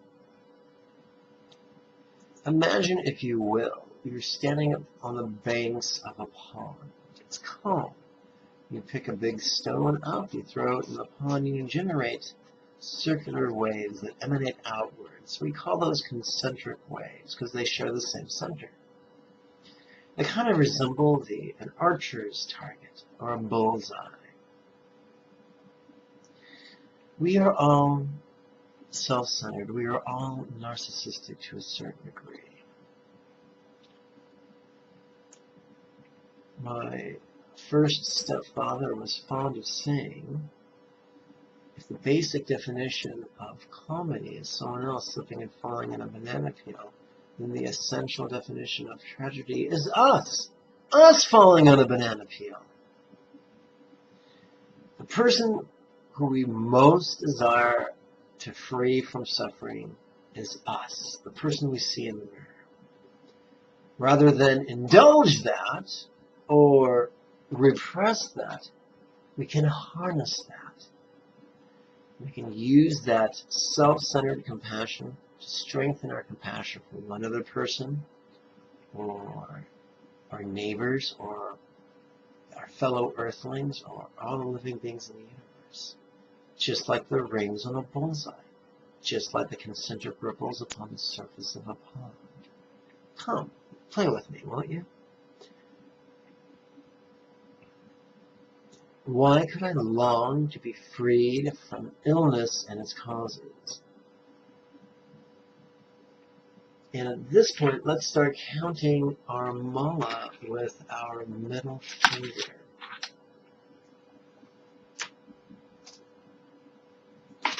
Why could I long to be freed from the tyranny? Why can I be long? Let's try that again, folks. Why can I long to be freed from illness and its causes?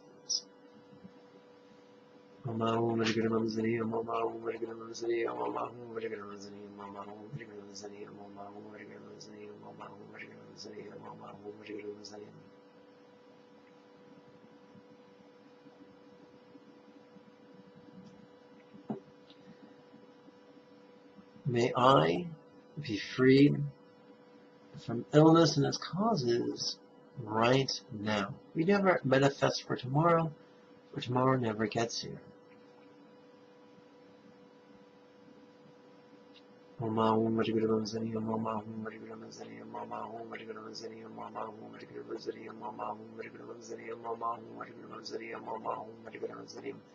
Now we turn our attention to the cute and cuddly Ginger the Wonder Cat. How can you not feel compassion for a kitty cat? They purr, for God's sakes. Oh my goodness. Okay. Why could I long to free Ginger from illness and its causes?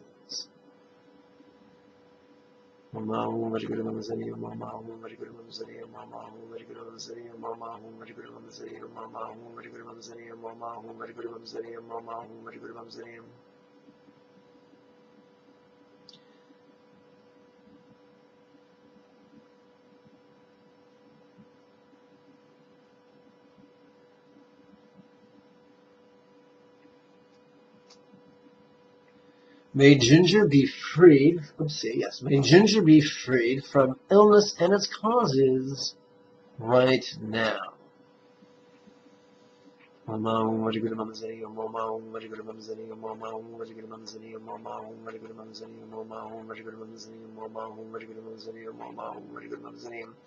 Omahum could basically be thought of as an invocation of the teacher's blessings, the naming of the teacher,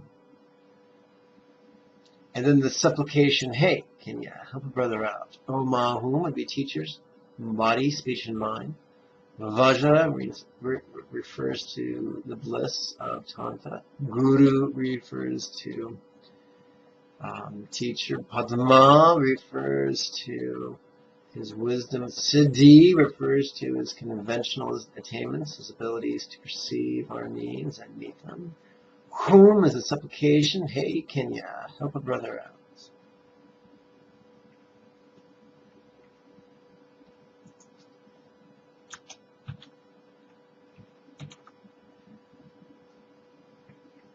Let's turn our attention to our neighbors. Why can I long to free these neighbors from illness and its causes?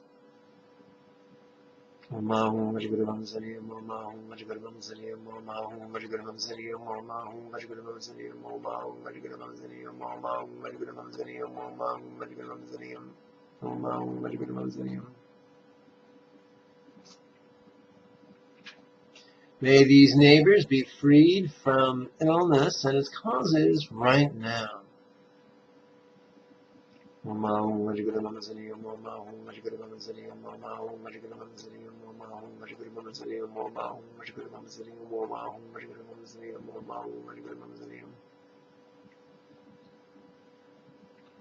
Now let's turn our attention to all the living beings on this planet.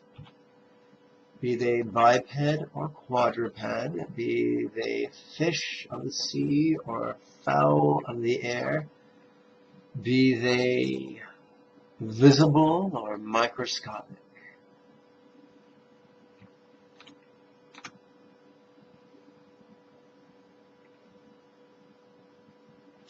Why could I long to free all from illness and its causes?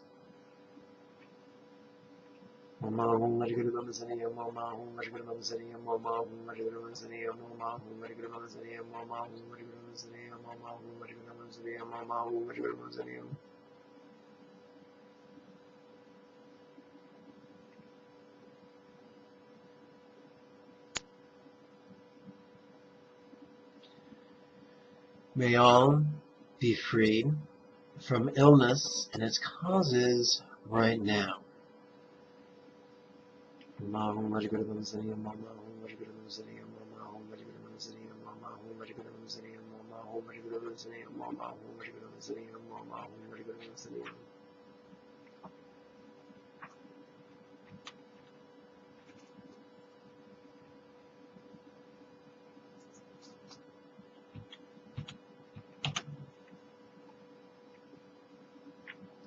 Now let's use our imagination to turn our attention to every living being on every planet of every corner of this and every universe.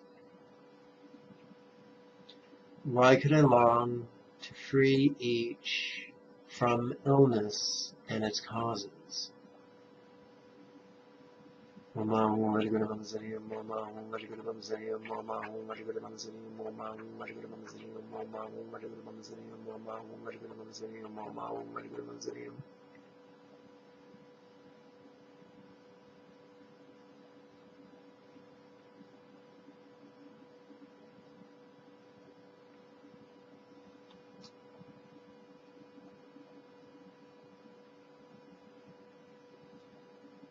May each be freed from illness and its causes right now.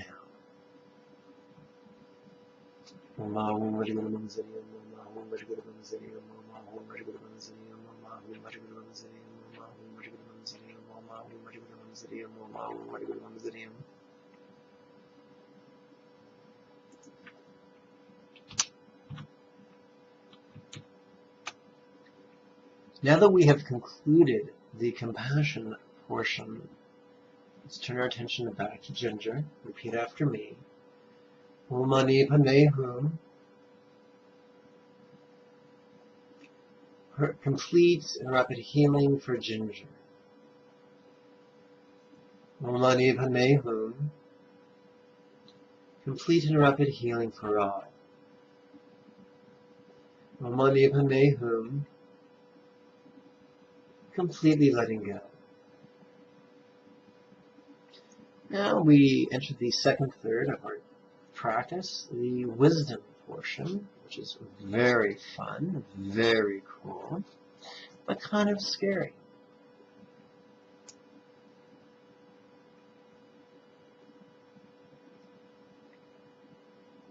All of us are humanitarians. None of us wish to harm a kitty cat or see them suffer, but we have to gaze and be aware of her suffering to help her to transcend it. What illness is Ginger now experiencing?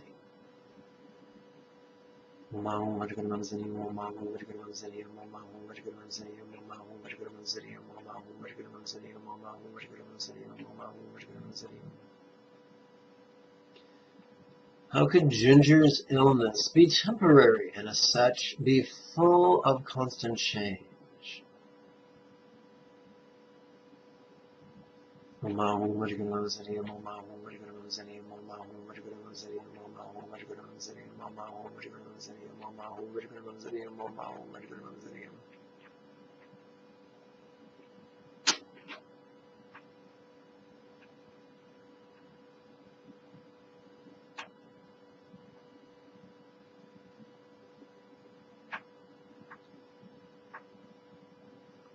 How could a fleeting dream be quite temporary?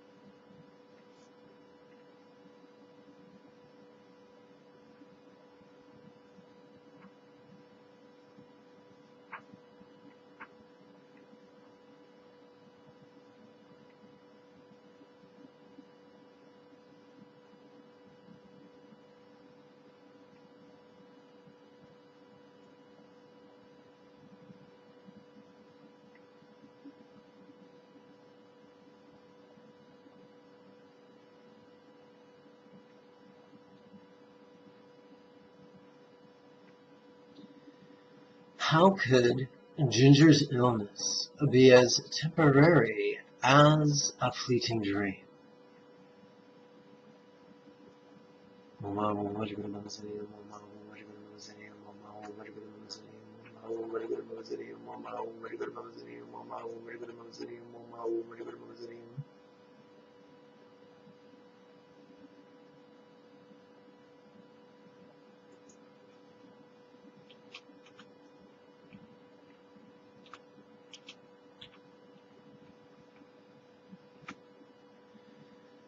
And now things get kind of cool.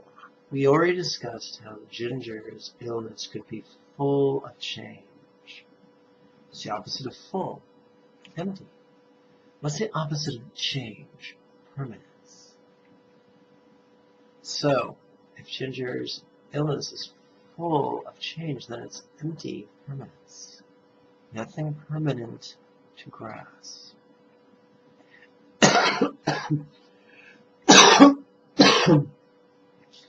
How could Ginger's illness be empty of anything permanent to grasp?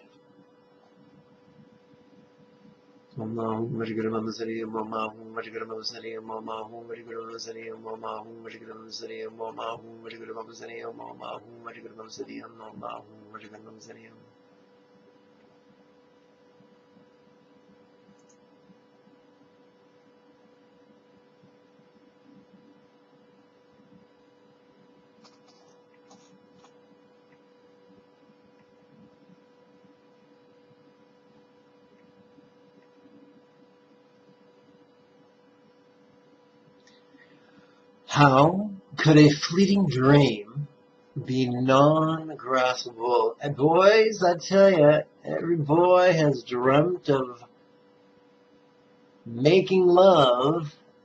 Every adolescent boy has dreamt of making love and woken up a virgin. I'm one of them.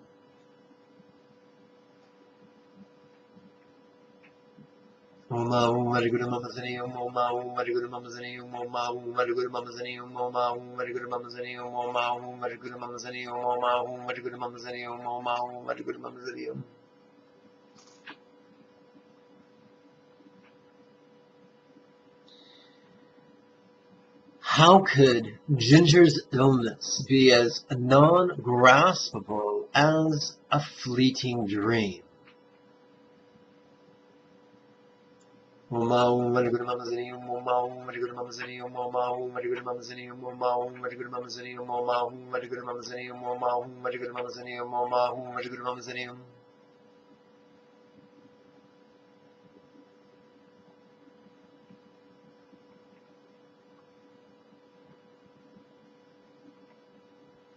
What could Ginger, completely letting go of her illness and its causes, sound like?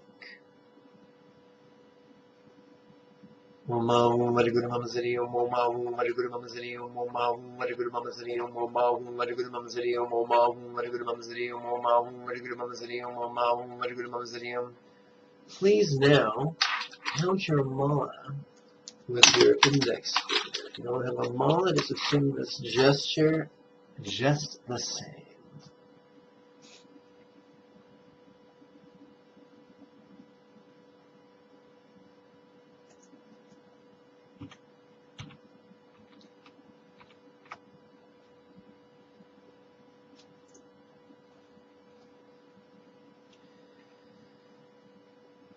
Now we're going to explore interdependence from a wisdom perspective. We explore interdependence from a renunciation perspective. We've explored interdependence from a compassion perspective.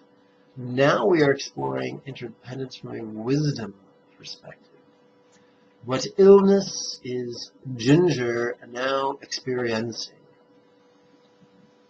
But before we do, let's bless Ginger some more. Repeat after me. Let's try this again. Om Mani Padme Hum. Complete and rapid healing for Ginger. Om Mani Padme Hum.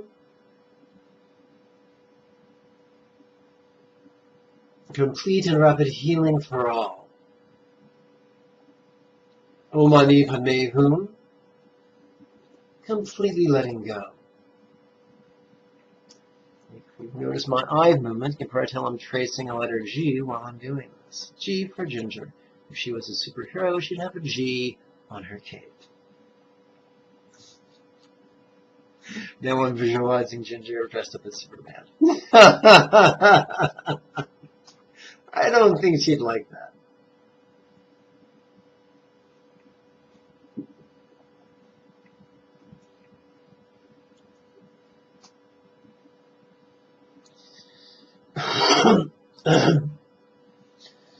What illness is Ginger now experiencing?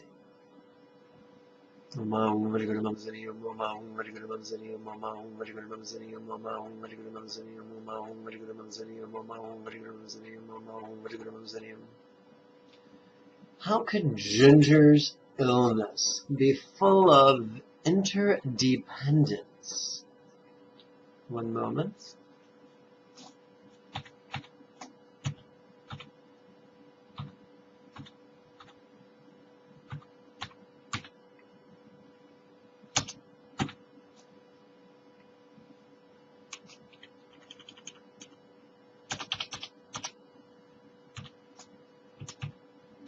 Yes, the sound of Lama editing. Oh, how exciting it is.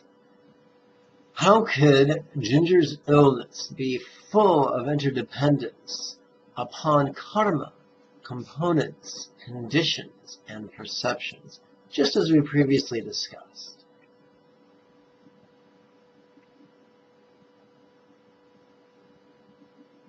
How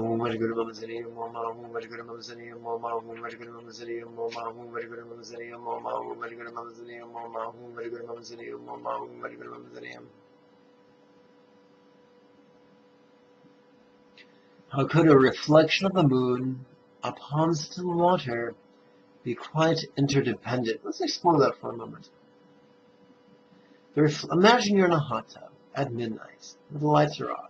The sky is clear, and you see the full moon upon the surface of the water. Clearly, that phenomenon is dependent upon the absence of the lights being on, the patio lights being on in the backyard that you're sitting in. It's dependent upon the atmospheric conditions in the sky. It's dependent upon the phase of the moon. It's dependent upon the sun, the source of light that reflects off the moon. And the photons that leave the sun, that are generated in the fusion process, in the core of the sun, they're dependent upon the plasma eddies and their battle against gravity.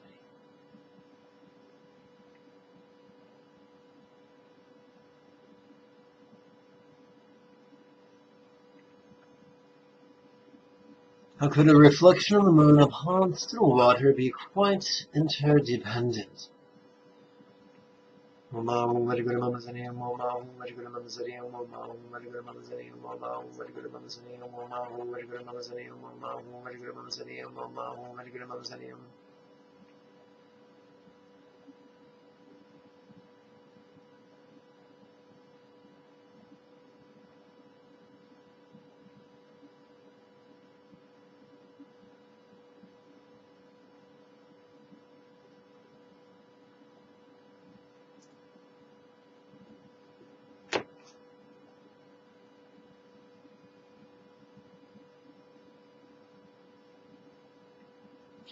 How could Ginger's illness be as interdependent as a reflection of the moon upon still water?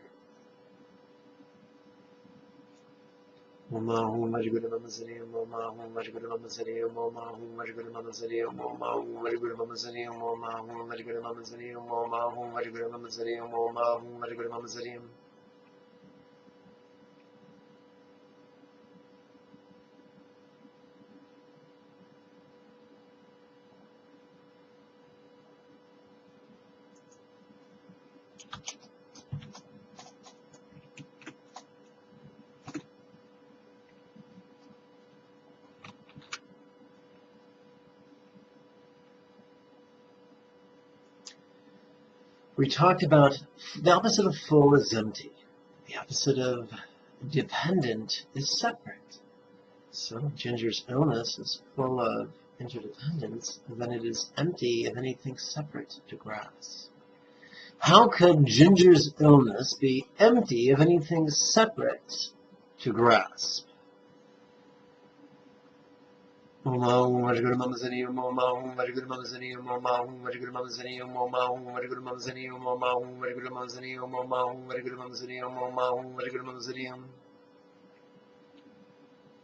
You could say, Lama Jigme, this is taking forever, and it's such hard work.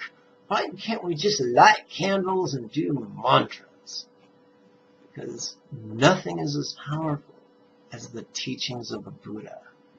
We can heal the power of gratitude, resolve, compassion, wisdom, and love.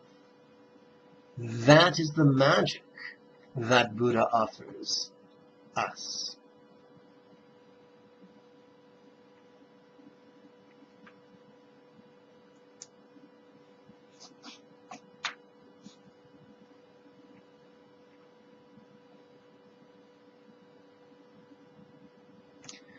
How could a reflection of the moon upon still water be quite non-graspable?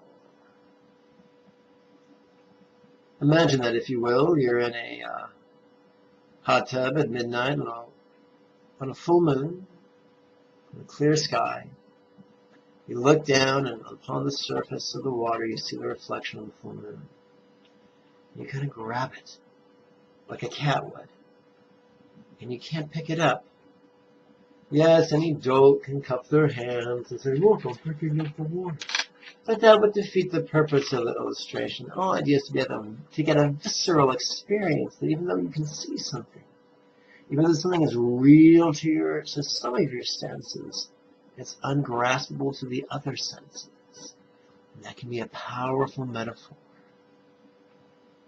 How could a reflection of the moon upon still water be quite non-graspable?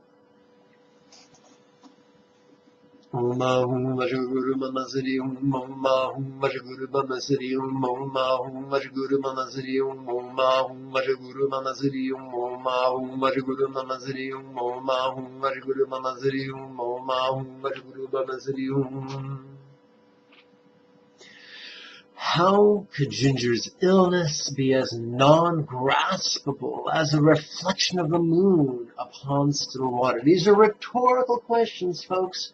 We don't answer them. We ask them on the in-breath and relax into the mantra. How could Ginger's illness be as non-graspable as a reflection of the moon upon still water?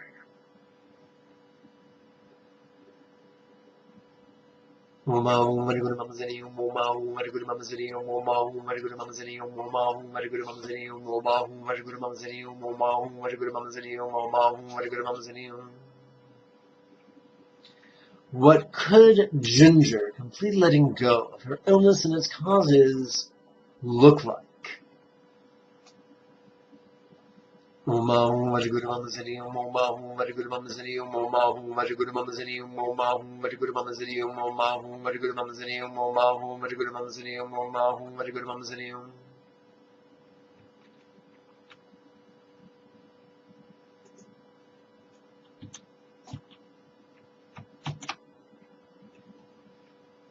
Now the wisdom overview. This is great fun.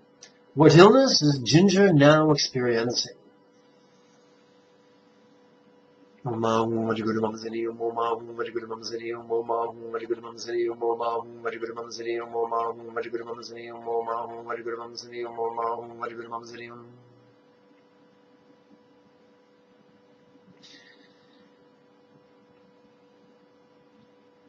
How could Ginger's illness and its causes be dependent?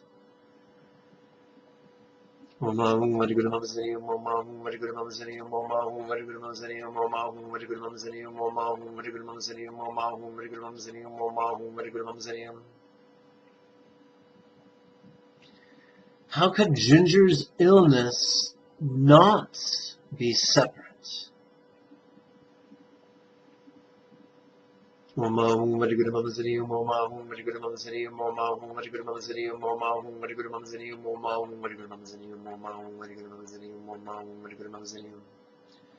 How could Ginger's illness be temporary?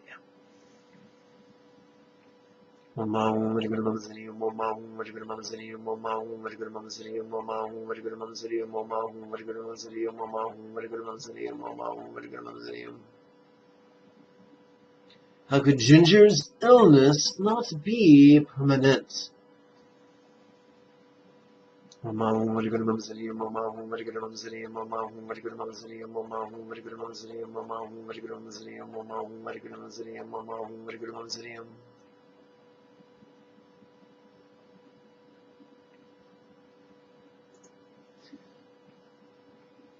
Please repeat after me. Om Mani Padme Hum.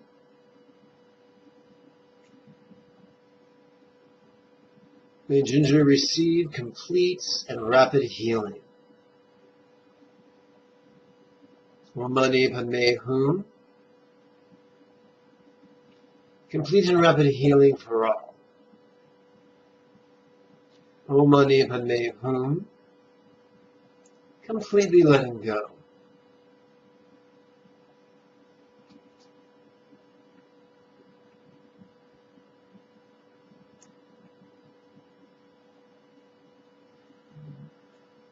How could this illness not be Ginger's identity?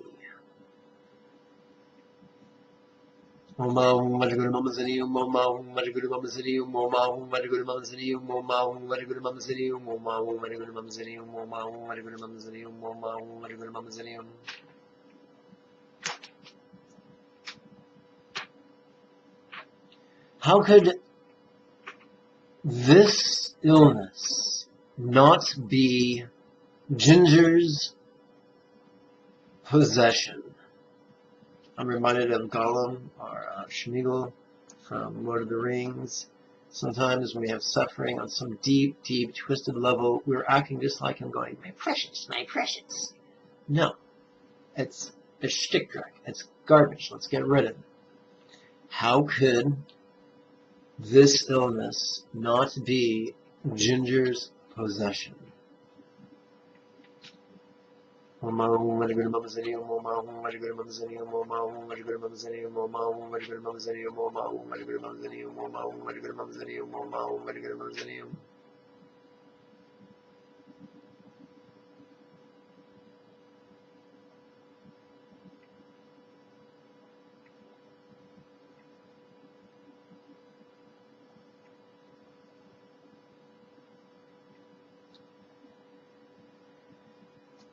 How could Ginger's illness and its causes not be graspable?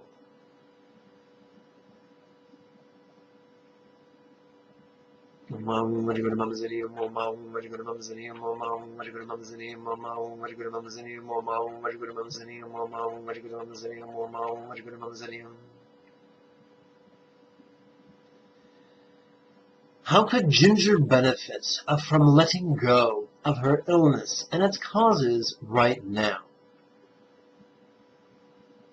What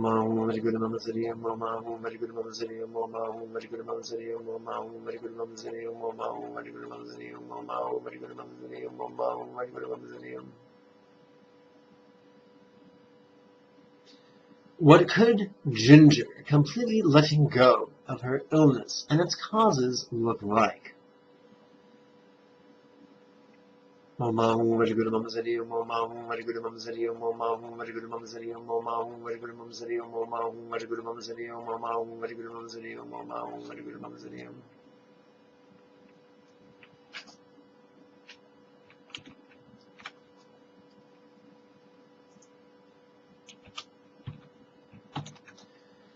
The last bit is sort of a blend. You could describe it as Sedona method meets Ericksonian hypnosis, meets neuroassociative conditioning, meets the Buddha.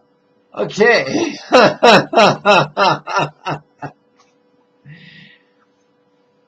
Why could Ginger let go of this illness right now? Why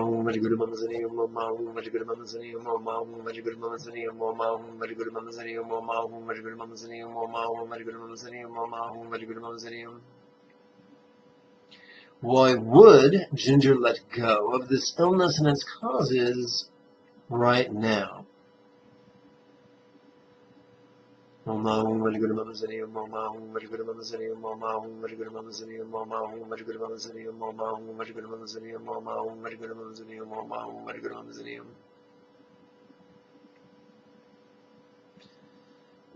will Ginger let go of this illness and its causes? When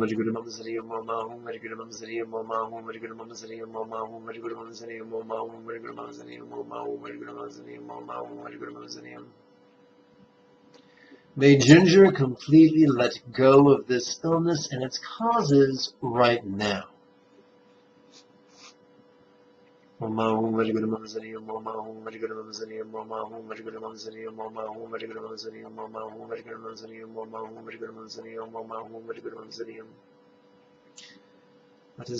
us turn our attention to Ginger. Please repeat after me. Om Mani Padme Hum. Complete and rapid healing for Ginger. Om Mani Padme Hum. Complete and rapid healing for all. Om Mani Padme Hum. Completely letting go. We come to the last set of exercises for the Wisdom Third. We replace our image of Amitabha with an image of Chenrezig. Or if we're using the image you downloaded from the class materials page, instead of gazing at the little red Buddha, you're going to gaze at the face of the bigger white Buddha. We now translate tantric metaphors into tantric similes. We find our beginning point that I mark with an alligator clip or a micro clip, not to be confused with a Cheech and Chong flavored roach clip, because that would really undermine your contemplative training. We're going to count our Lama once again with our little finger. This time, instead of using the 6-syllable, this time, instead of using the 12-syllable mantra, we will be using the 6-syllable mantra.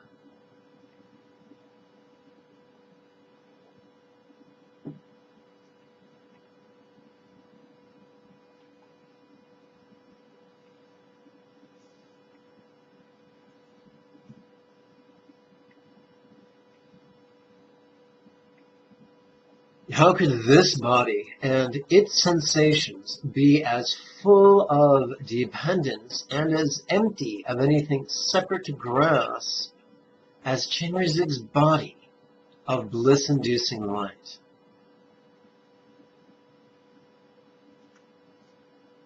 In other words, let's Jigme's enlightenment was dependent upon many factors, including working with his teacher.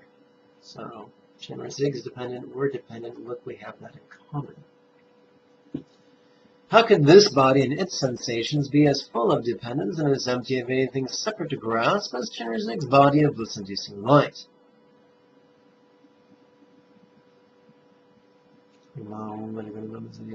Let's try that again.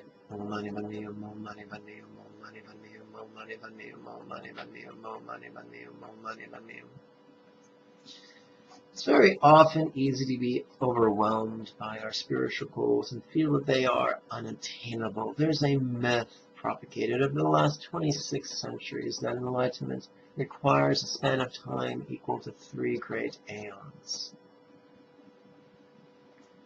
But that's bullshit. Did you know that in the Satipatthana Sutta it is written that enlightenment can be accomplished in 7 years, 7 months, 7 weeks, or even just 7 days?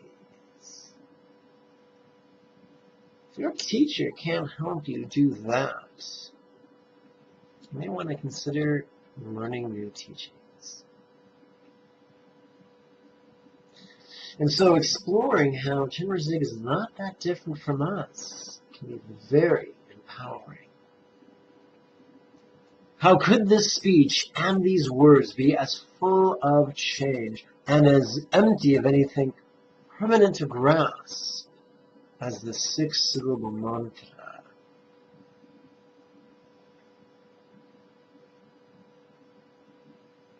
I've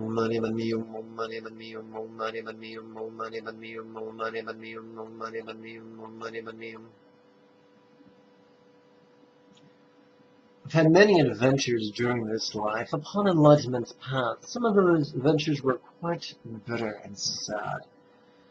I remember working with a Gelug teacher, and Gelug is one of the tantric sects in Tibet. And I followed him like a puppy dog. And he kept saying, oh yes, all you have to do is do what I'm telling you, and pretty soon I'll give you the tantric teachings, and you can accomplish enlightenment in 1 lifetime. I was so excited, so excited. And he said, oh yes, do what I say, and you can accomplish enlightenment in 3 years, 3 months, 3 weeks, and 3 days. Oh, how cool, yes, I can't wait. I did everything he told me to do. I jumped through all the hoops. I received the teachings. I received the tantric teachings. Then I said, oh yeah, by the way, don't expect enlightenment on your first 3 retreat. It might take 2, 3, 4, 5, 6. It might take 7 lifetimes. What happened to 3 years, 3 months, 3 weeks, and 3 days? So overwhelmed. So I read the Buddha said enlightenment when understood, when the techniques are understood, to practice 7 consecutive days could be enough. That filled my mind with possibility. I had since died a grisly death, or at least I thought it had. And so I share that possibility with you.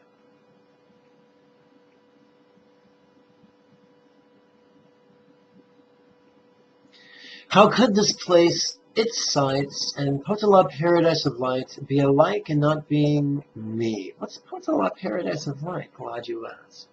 The fundamentalists would teach that when a Buddha becomes enlightenment, they get their own paradise. The fundamentalists would also say that the Buddha of compassion is so devoted to his teacher, the Buddha of infinite light, that he built his paradise inside his teacher's paradise. Potala mountain is located upon Sukhavati, or within Sukhavati. But I'm not a fundamentalist, my friends.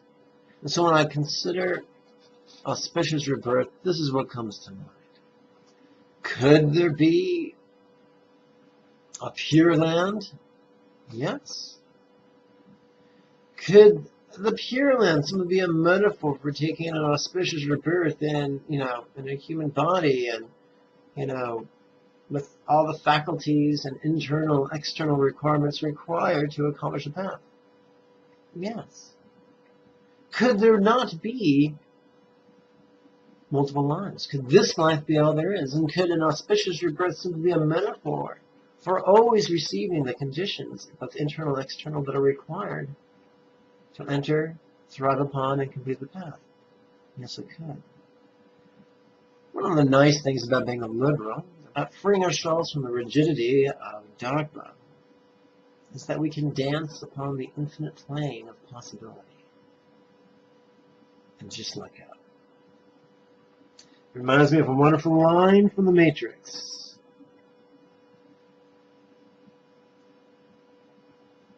Morpheus said to Neo, fear, doubt, and disbelief, you've got to let them go. Free your mind. What a movie! Love that movie! Oh my goodness. How could this place and its sights, let's try this again. How could this place, its sights, and Potalot paradise of light be alike in not being me? Money, money, more money, money, more money, money, more money, money, more money, money, more money, money, more money, money. How could these emotions and thoughts be as full of dependence as well as change, and as empty of any separate or permanent phenomena? Oh, let's try that again. And as empty of any permanent... Wow, my goodness. My mouth is made of rubber today. Let's try that again, folks. How could these emotions and thoughts be as full of dependence as well as change, and as empty of any separate or permanent me to grasp, as universal love and the wisdom of letting go?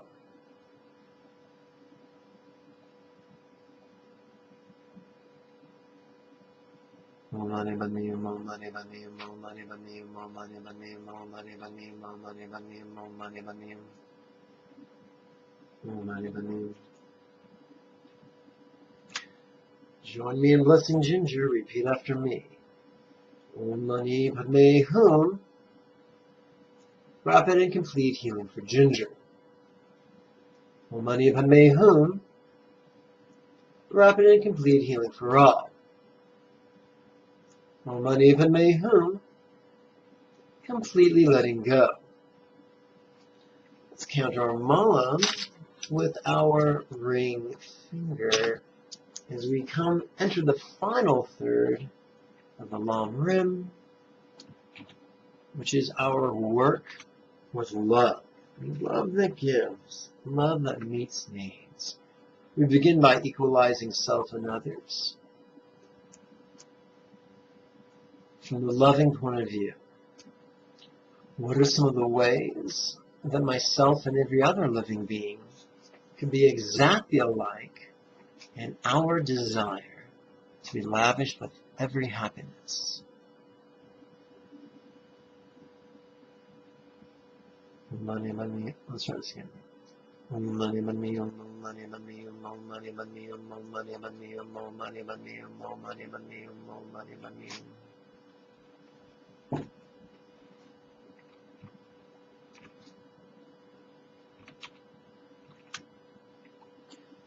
And now that we've equaled ourselves and others, we're going to do that which our pride detests, exchanging self and others. We tend to be very self-important, do we not?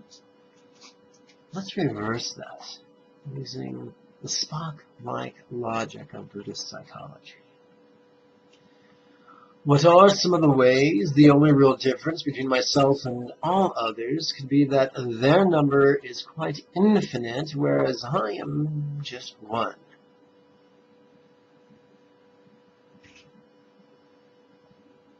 More money, money, more money, money, more money, money, more money, money, more money, money, more money, money, more money, money.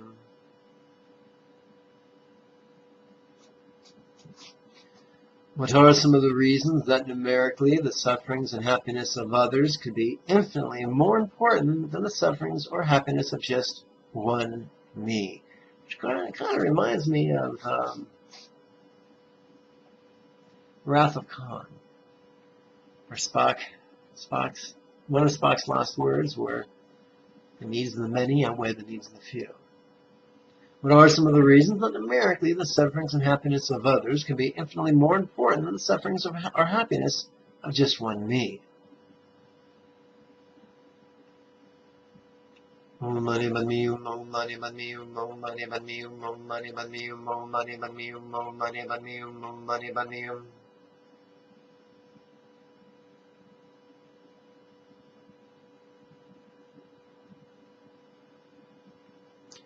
What are some of the reasons living beings could require great health and longevity? Om Mani Padme Hum, Om Mani Padme Hum, Om Mani Padme Hum, Om Mani Padme Hum, Om Mani Padme Hum, Om Mani Padme Hum, Om Mani Padme Hum.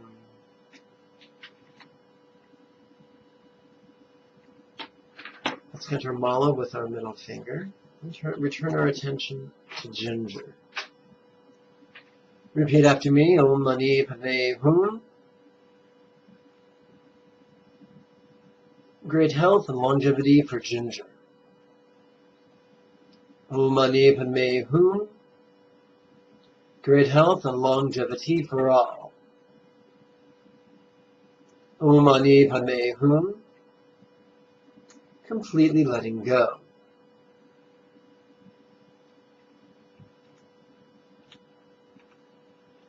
Let's perform the 4 scary exercises of lovingly letting go.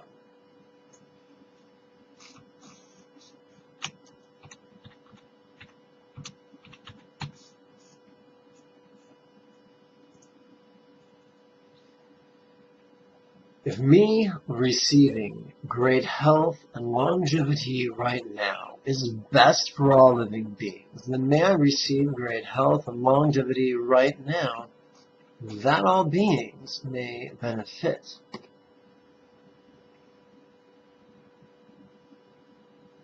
Om Mani Padme Hum, Om Mani Padme Hum, Om Mani Padme Hum, Om Mani Padme Hum, Om Mani Padme Hum, Om Mani Padme Hum, Om Mani Padme Hum.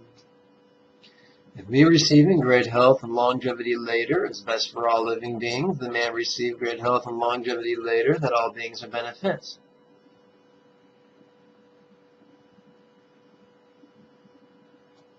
Om Mani Padme Hum, Om Mani Padme Hum, Om Mani Padme Hum, Om Mani Padme Hum, Om Mani Padme Hum, Om Mani Padme Hum, Om Mani Padme Hum.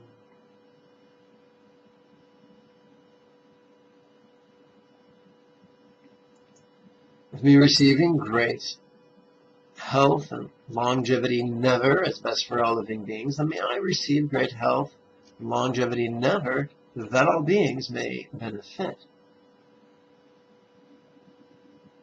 Om Mani Padme Hum, Om Mani Padme Hum, Om Mani Padme Hum, Om Mani Padme Hum, Om Mani Padme Hum, Om Mani Padme Hum, Om Mani Padme Hum. May everyone else receive all my health and longevity, that they may be utterly happy and completely enlightened. Om Mani Padme Hum, Om Mani Padme Hum, Om Mani Padme Hum, Om Mani Padme Hum, Om Mani Padme Hum, Om Mani Padme Hum, Om Mani Padme Hum. Please count your mala with your left index finger. And join me in turning your attention to ginger. Please repeat after me. Om Mani Padme Hum. Great health and longevity for ginger. Om Mani Padme Hum. Great health and longevity for all. Om Mani Padme Hum. Completely letting go.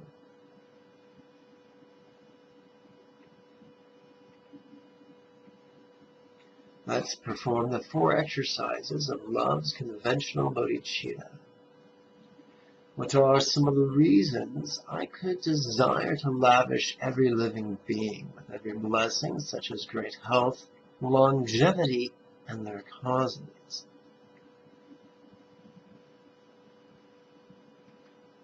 Om Mani Padme Hum, Om Mani Padme Hum, Om Mani Padme Hum, Om Mani Padme Hum, Om Mani Padme Hum, Om Mani Padme Hum, Om Mani Padme Hum. What are some of the reasons, the best way I could lavish every living being with every common and supreme blessing to be as a fully enlightened Buddha?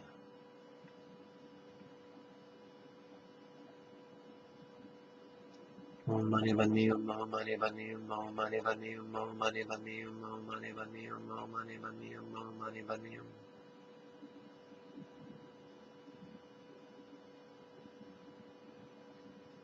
May I now and evermore joyfully, enthusiastically, and easily accomplish full enlightenment, primarily motivated by the heartfelt longing to bless and enlighten every living being.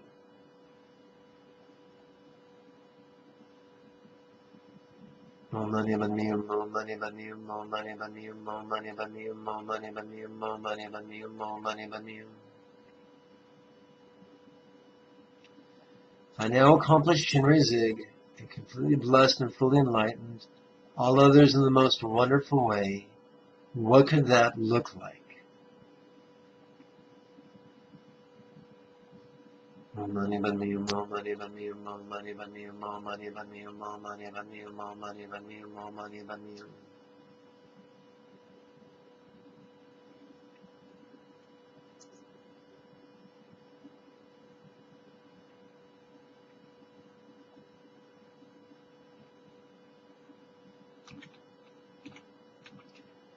Come, let us bless Ginger. Please repeat after me. Om Mani Padme Hum. Great health and longevity for Ginger. Om Mani Padme Hum. Great health and longevity for all. Om Mani Padme Hum. Completely letting go. We now come to the final 10 exercises of love. So by all means, let us do and make them count.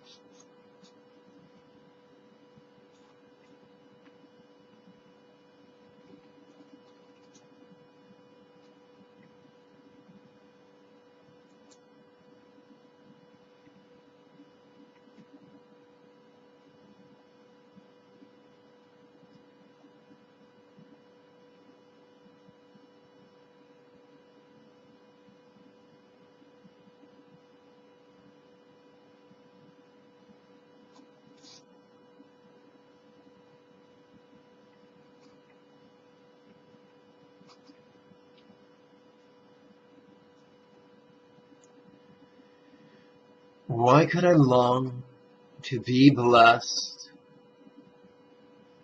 with great health, longevity, and their causes? Om Mani Padme Hum, Om Mani Padme Hum, Om Mani Padme Hum, Om Mani Padme Hum, Om Mani Padme Hum, Om Mani Padme Hum, Om Mani Padme Hum.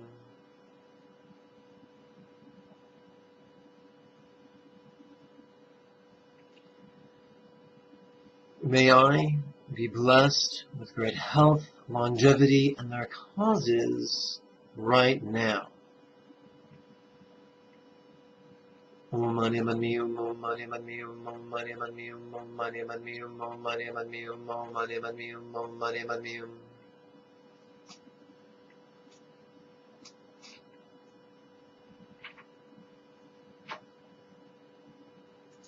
Why could I long to bless Ginger with great health, longevity, and their causes?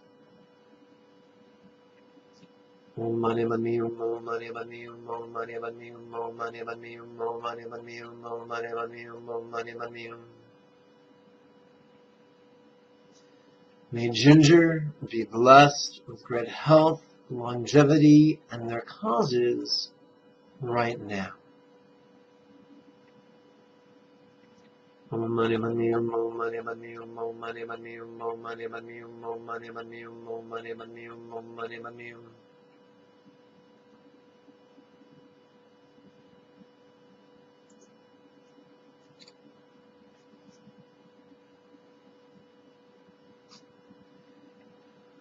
Why can I long to bless these neighbors with great health, longevity, and their causes? Om Mani Padme Hum, Om Mani Padme Hum, Om Mani Padme Hum, Om Mani Padme Hum, Om Mani Padme Hum, Om Mani Padme Hum, Om Mani Padme Hum. May these neighbors be blessed with great health, longevity, and their causes right now. Money, money, mo, money, money, mo, money, money, mo, money, money, mo, money, money, mo, money, money, mo, money, money.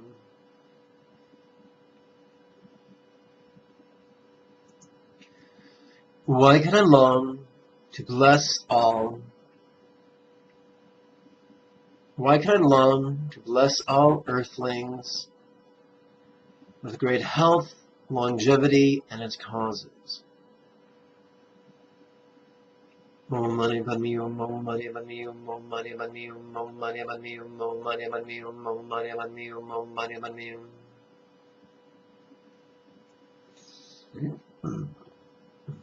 We're done.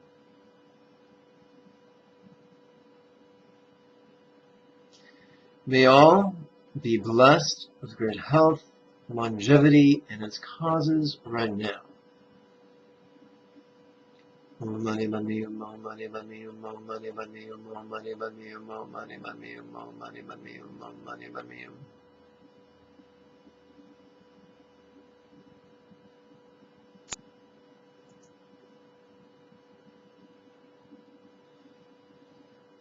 Why can I long to bless everyone in this and every universe with great health, longevity, and its causes? Mo money, money, mo money, money, mo money, money, mo money, money, mo money, money, mo money, money, mo money, money.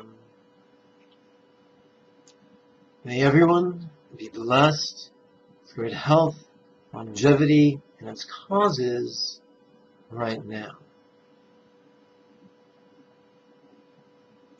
Mo money, money, mo money, money, mo money, money, mo money, money, mo money, money, mo money, money, mo money, money. Let's coil up our mala if we have one. Let's bless our mala by blowing. Not the way we blow a candle, but by the way we blow to clean our glasses.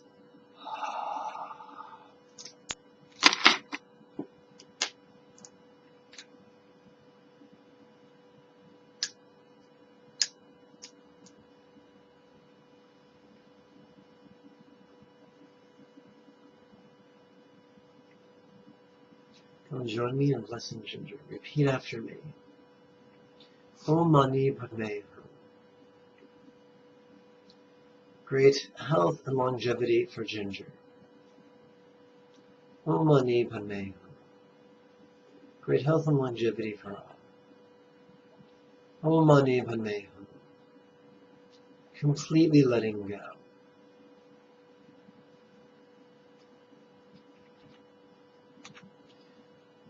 We've been at this for quite some time.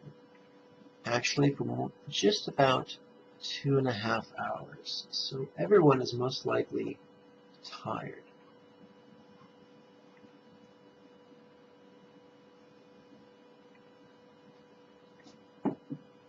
So let's do a short meditation that is approximately 16 to 20 minutes long.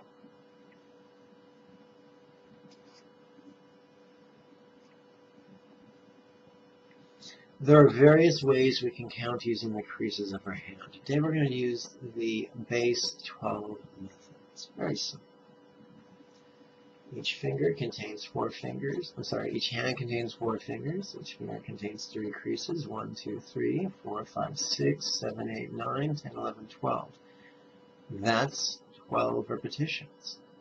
We count sets of 12 on our left hand. First set of 12, second set of 12, third set of 12, 4 minutes. Fourth, fifth, sixth set of 12, 7th, 8th, 9th set of 12, 10th, 11th, 12th set of 12, approximately 16 to 20 minutes. And you'll notice we've already discussed that the 4 fingers correlate to the 4 cavities in the body: pelvic, abdominal, pleural, and head. Same thing is true with the 4 knuckles. 4 big knuckles at the base of each finger. What we're going to do is place our left hand in our lap.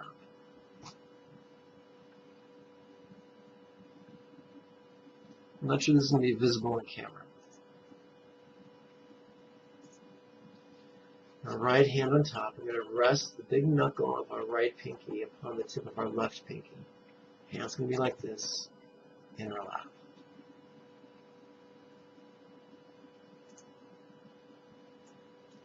Okay. Tip of left thumb touches the left pinky, slides down until it comes to rest upon the first set of creases. Right thumb touches right pinky, slides down to the first set of creases.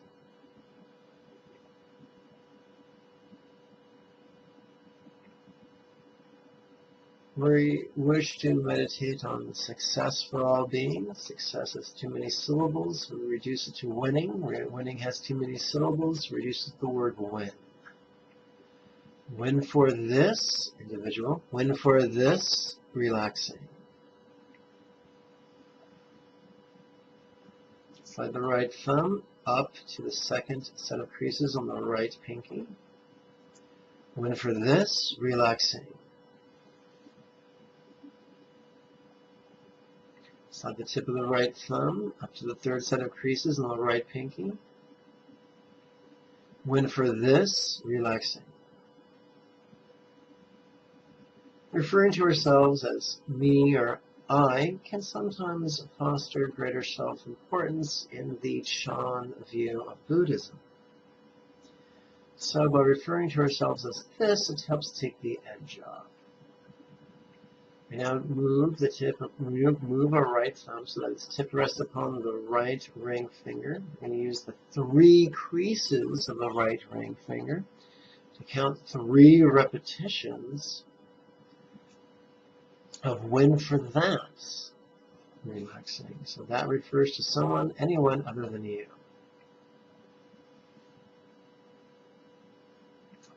For perhaps, in our case, Ginger the Wonder Cat.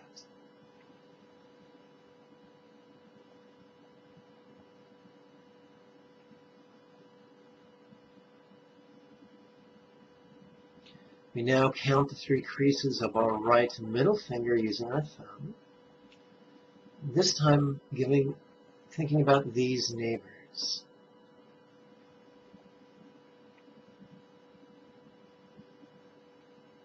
Win for these, relaxing.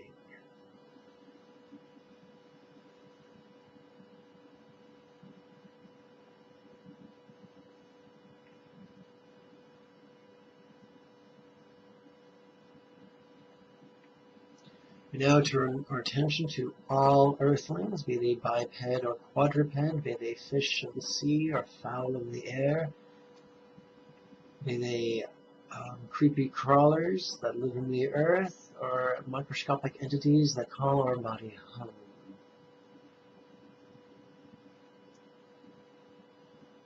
Win for all, relaxing. Count this on the 3 creases of our right index finger. Win for all, relaxing.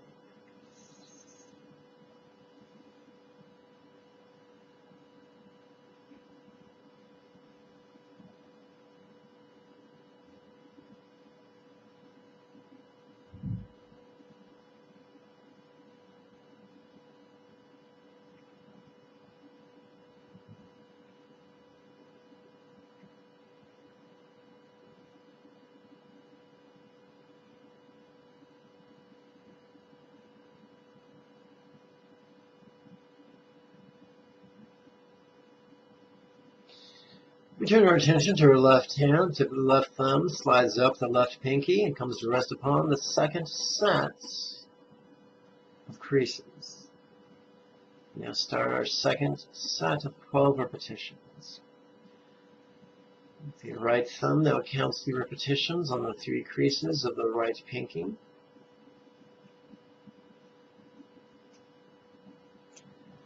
And we turn our attention to all living beings in all worlds and all universes. Win for each, relaxing.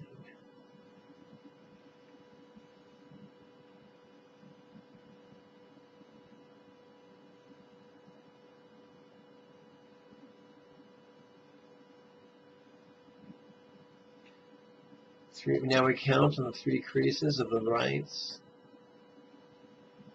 ring finger, 1 for each, relaxing.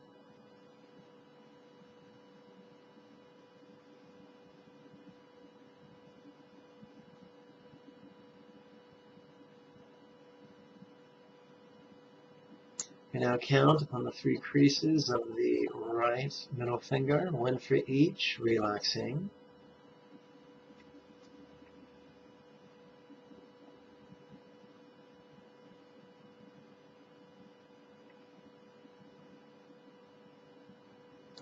We now count 3 repetitions upon the 3 creases of the right index finger, 1 for each, relaxing.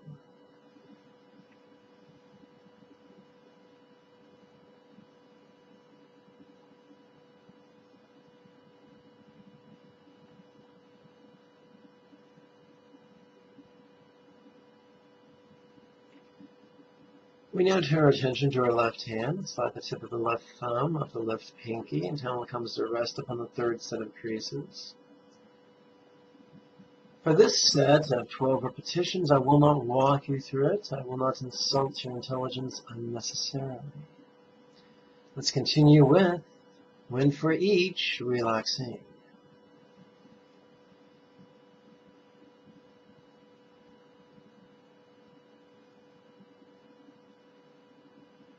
Arguably, 1 for each is metta meditation of loving kindness. Relaxing in the out-breath is vipassana's contemplation of letting go. This comprises the essence of the entire Buddhist path.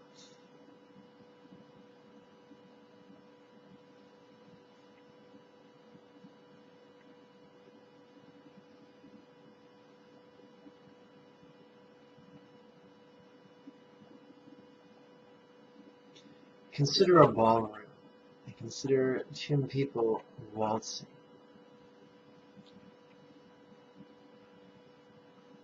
The male partner is the love meditation. The female partner is the relaxing contemplation of letting go.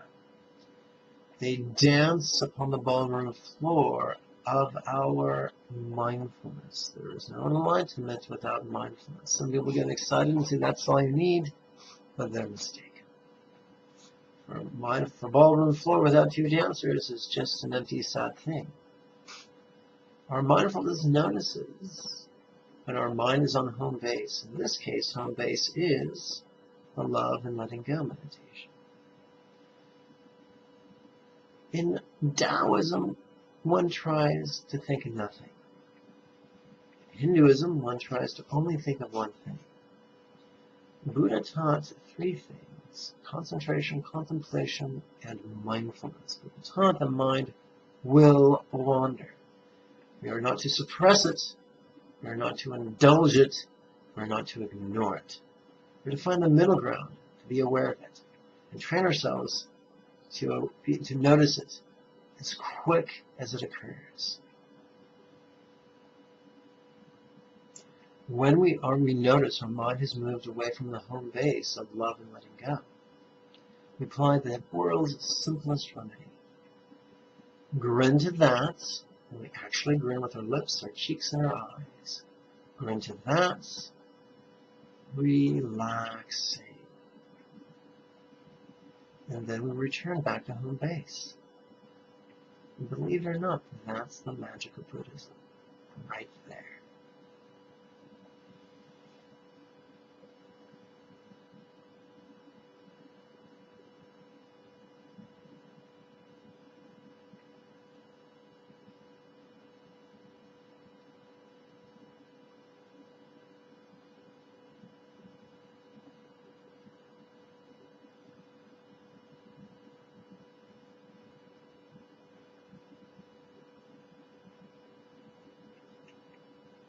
There are many objects we can take as our home base. We can take love and letting go. We can take compassion and letting go. We can take bliss and letting go, which is especially important for tantric sex. And we can take awareness and letting go, which is great if you're going to enjoy, the beauty of a sunset. Of all the meditation instructions, Buddha gave love and letting go the most frequently. So we'll say, what about breathing meditation? Well, on the one hand, Buddha gave breathing meditation about 4 or 5 times, maybe 6 times in the entire canon of Buddha scripture, where he gave love meditation over 100 times. On the other hand, we are combining love meditation and breathing meditation by putting love on the in-breath and relaxing on the out-breath. Please move the tip of your left thumb to your left ring finger. Slide it down to the first set of creases at the ring finger's base. We're now going to use our right hand to count 12 breaths of another flavor of love meditation. We start by giving love to ourselves. Love for this, health for this, relaxing.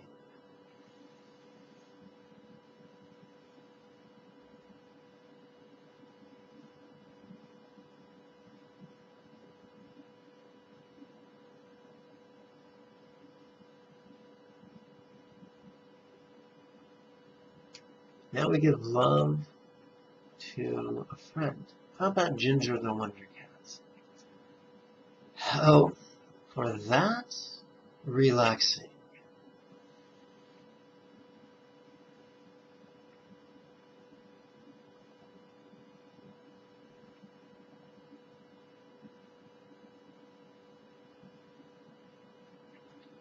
Let's give health to our neighbors. Health for these, relaxing.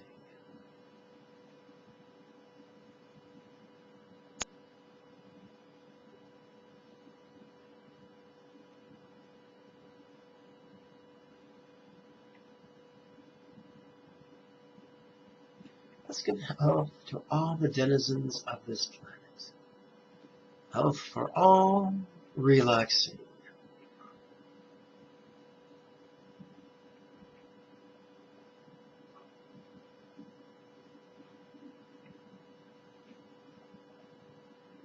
Let's slide the tip of our left thumb up our left ring finger until it comes to rest upon the second set of creases. And that's for the next 12 breaths. Let's give health to every denizen of every world and every universe. Health for each, relaxing.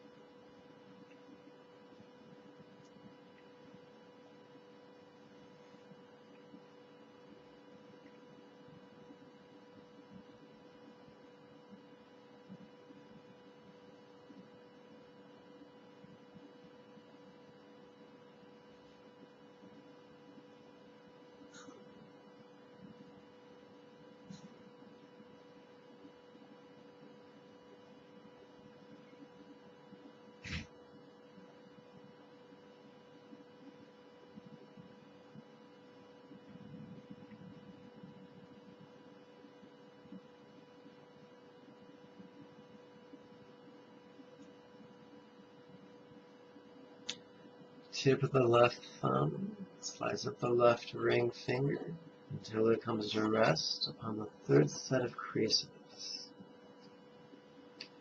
This is the last instruction I'm giving for crease counting on the left hand, as I see no need to insult your intelligence any further. Let us continue with health for each, relaxing.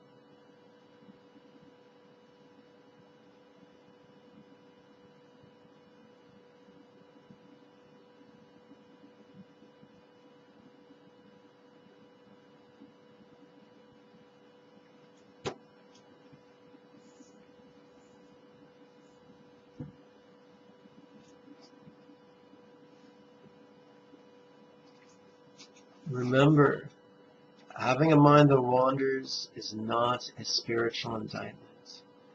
seeing how quickly you can notice a wander. That's the game the Bodhisattvas play.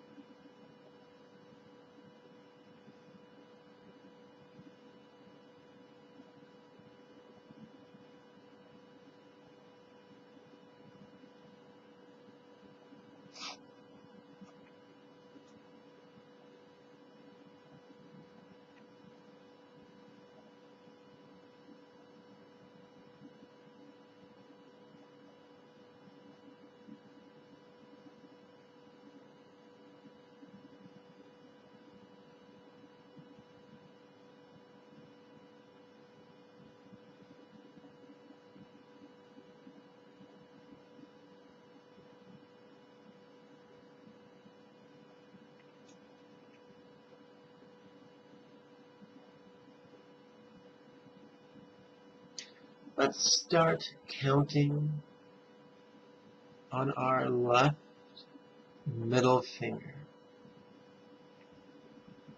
We're going to be counting sets.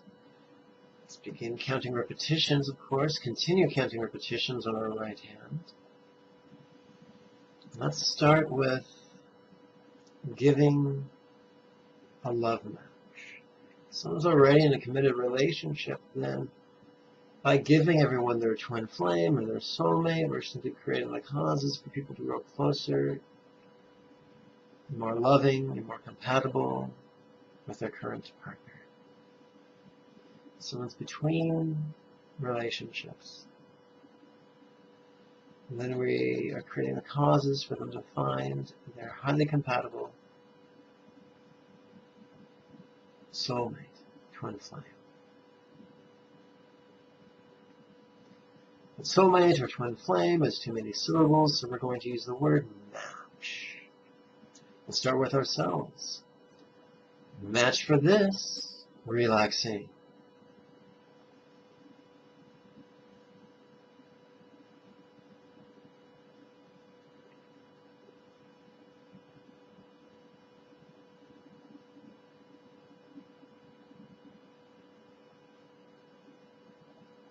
Now we'll turn our attention to any friend you wish.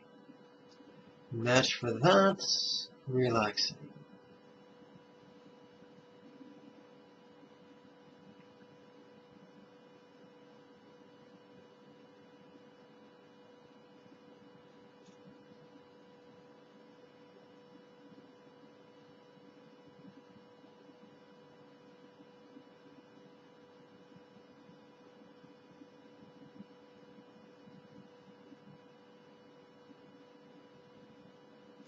Let's turn our attention now to our neighbors. Match for these, relaxing.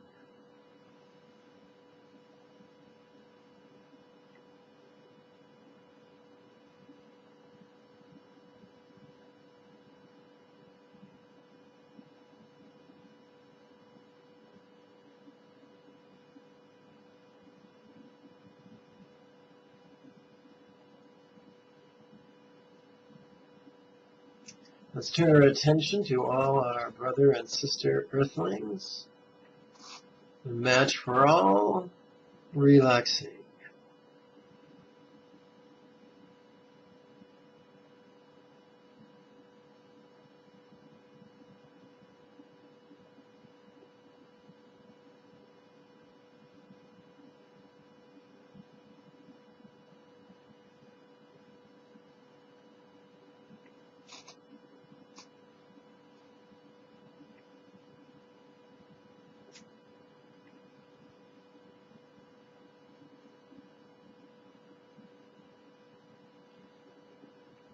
Let us now count 2 sets of 12 repetitions of match for each, relaxing.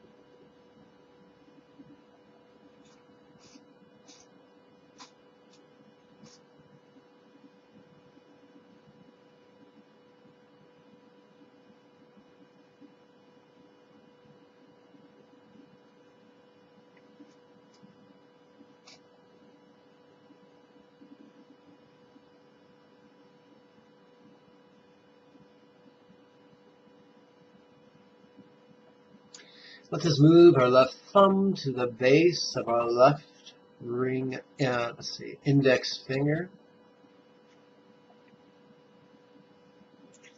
Let's now prepare to give everyone safety. There's a wonderful passage in the Dhammapada that reads, all beings tremble before death, all fear violence.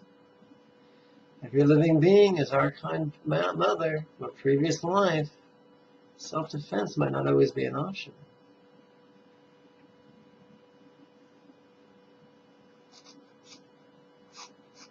Other than, of course, the Jedi mind trick. That's okay.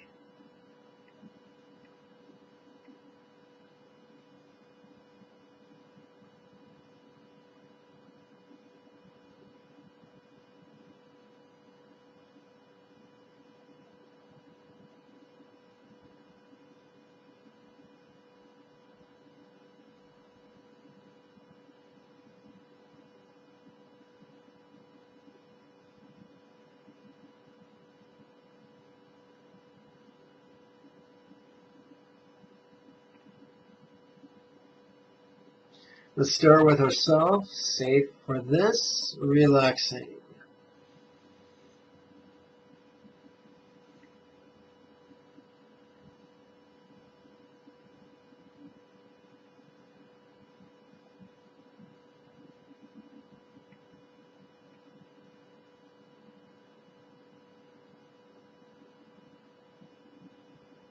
Let's turn our attention to Ginger the Wonder Cat, safe for that, relaxing.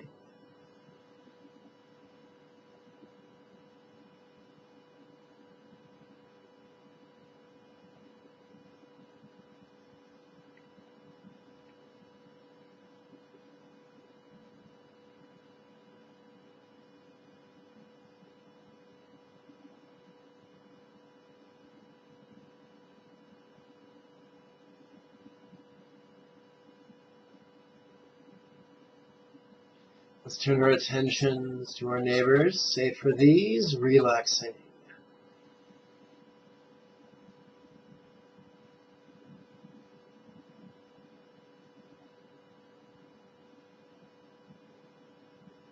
Let's turn our attention to all our brother and sister denizens upon the planet, safe for all, relaxing.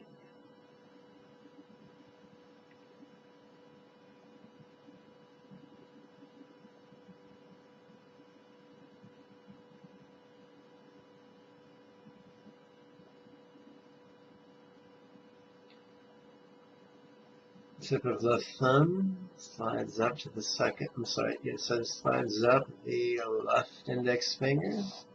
We're now going to perform 2 sets of 12 breaths each as we give safety to every denizen of every world and every universe. Safe for each, relaxing.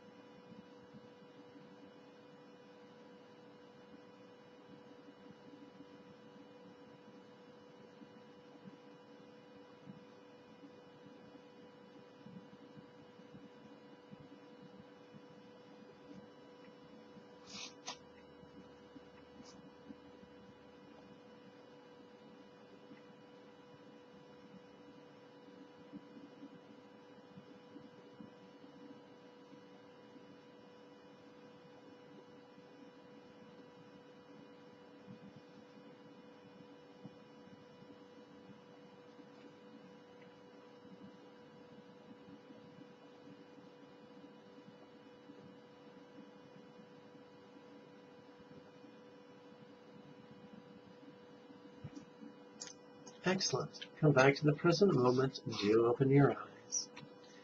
We've generated massive amounts of good karma today. Let's share that good karma with Kitty.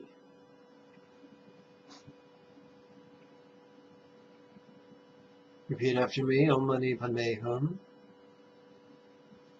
Great health and longevity for Ginger. Om Mani Padme Hum. Great health and longevity for all. Om Mani Padme Hum. Completely letting go. Repeat after me. May I never kill, rape, rob, deceive, intoxicate, or harm another. May I dedicate all my virtuous deeds to the universal well-being of all, and strive to benefit others as much as I may will. By this virtue, which means good karma, by this virtue may now accomplish the spontaneous, habitual, easy, and effective mastery of Buddha's mental yogas, of wisdom, peace, love, and joy, and now lead every living being, without exception, to this ground. May everyone be healthy, wealthy, and happy. May everyone practice skillfully and joyfully. May everyone accomplish generously in this life, and then help many others do likewise. For truly that is the meaning of life. Om Mani Padme Hum. Now comes the last dedication, so do make it count. May I always be cared for throughout all my lives by the Buddha of infinite light, emanating as my kind teacher. And as such may I always enthusiastically and joyfully tread this excellent path, praised by the conquerors. The conquerors is a metaphor for the Buddhists, for they have conquered the tyranny of their sufferings.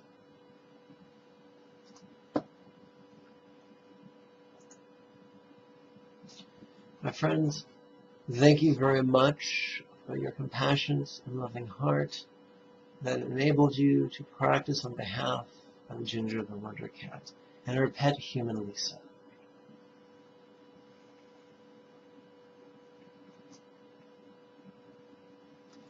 If after all this you're still interested in the teachings, you're welcome to them. I have hundreds of videos on YouTube. The Thursday series of weekly webinars begins this week, March 6th. If you want to participate, you're welcome to do so either in person or over this live Skype simulcast. Register using the www.lamajigme.com link below this video. If you have any questions, write them in the comments section of this video. If you want to send me a cyber hug, please do so on Facebook using the link below.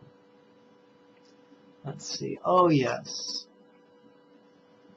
Some students give me $35 a class. Some give me more, some give me less, some give me nothing.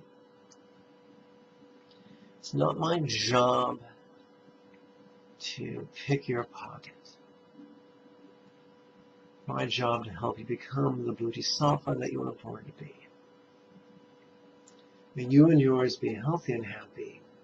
Om Mani Padme. Bye-bye.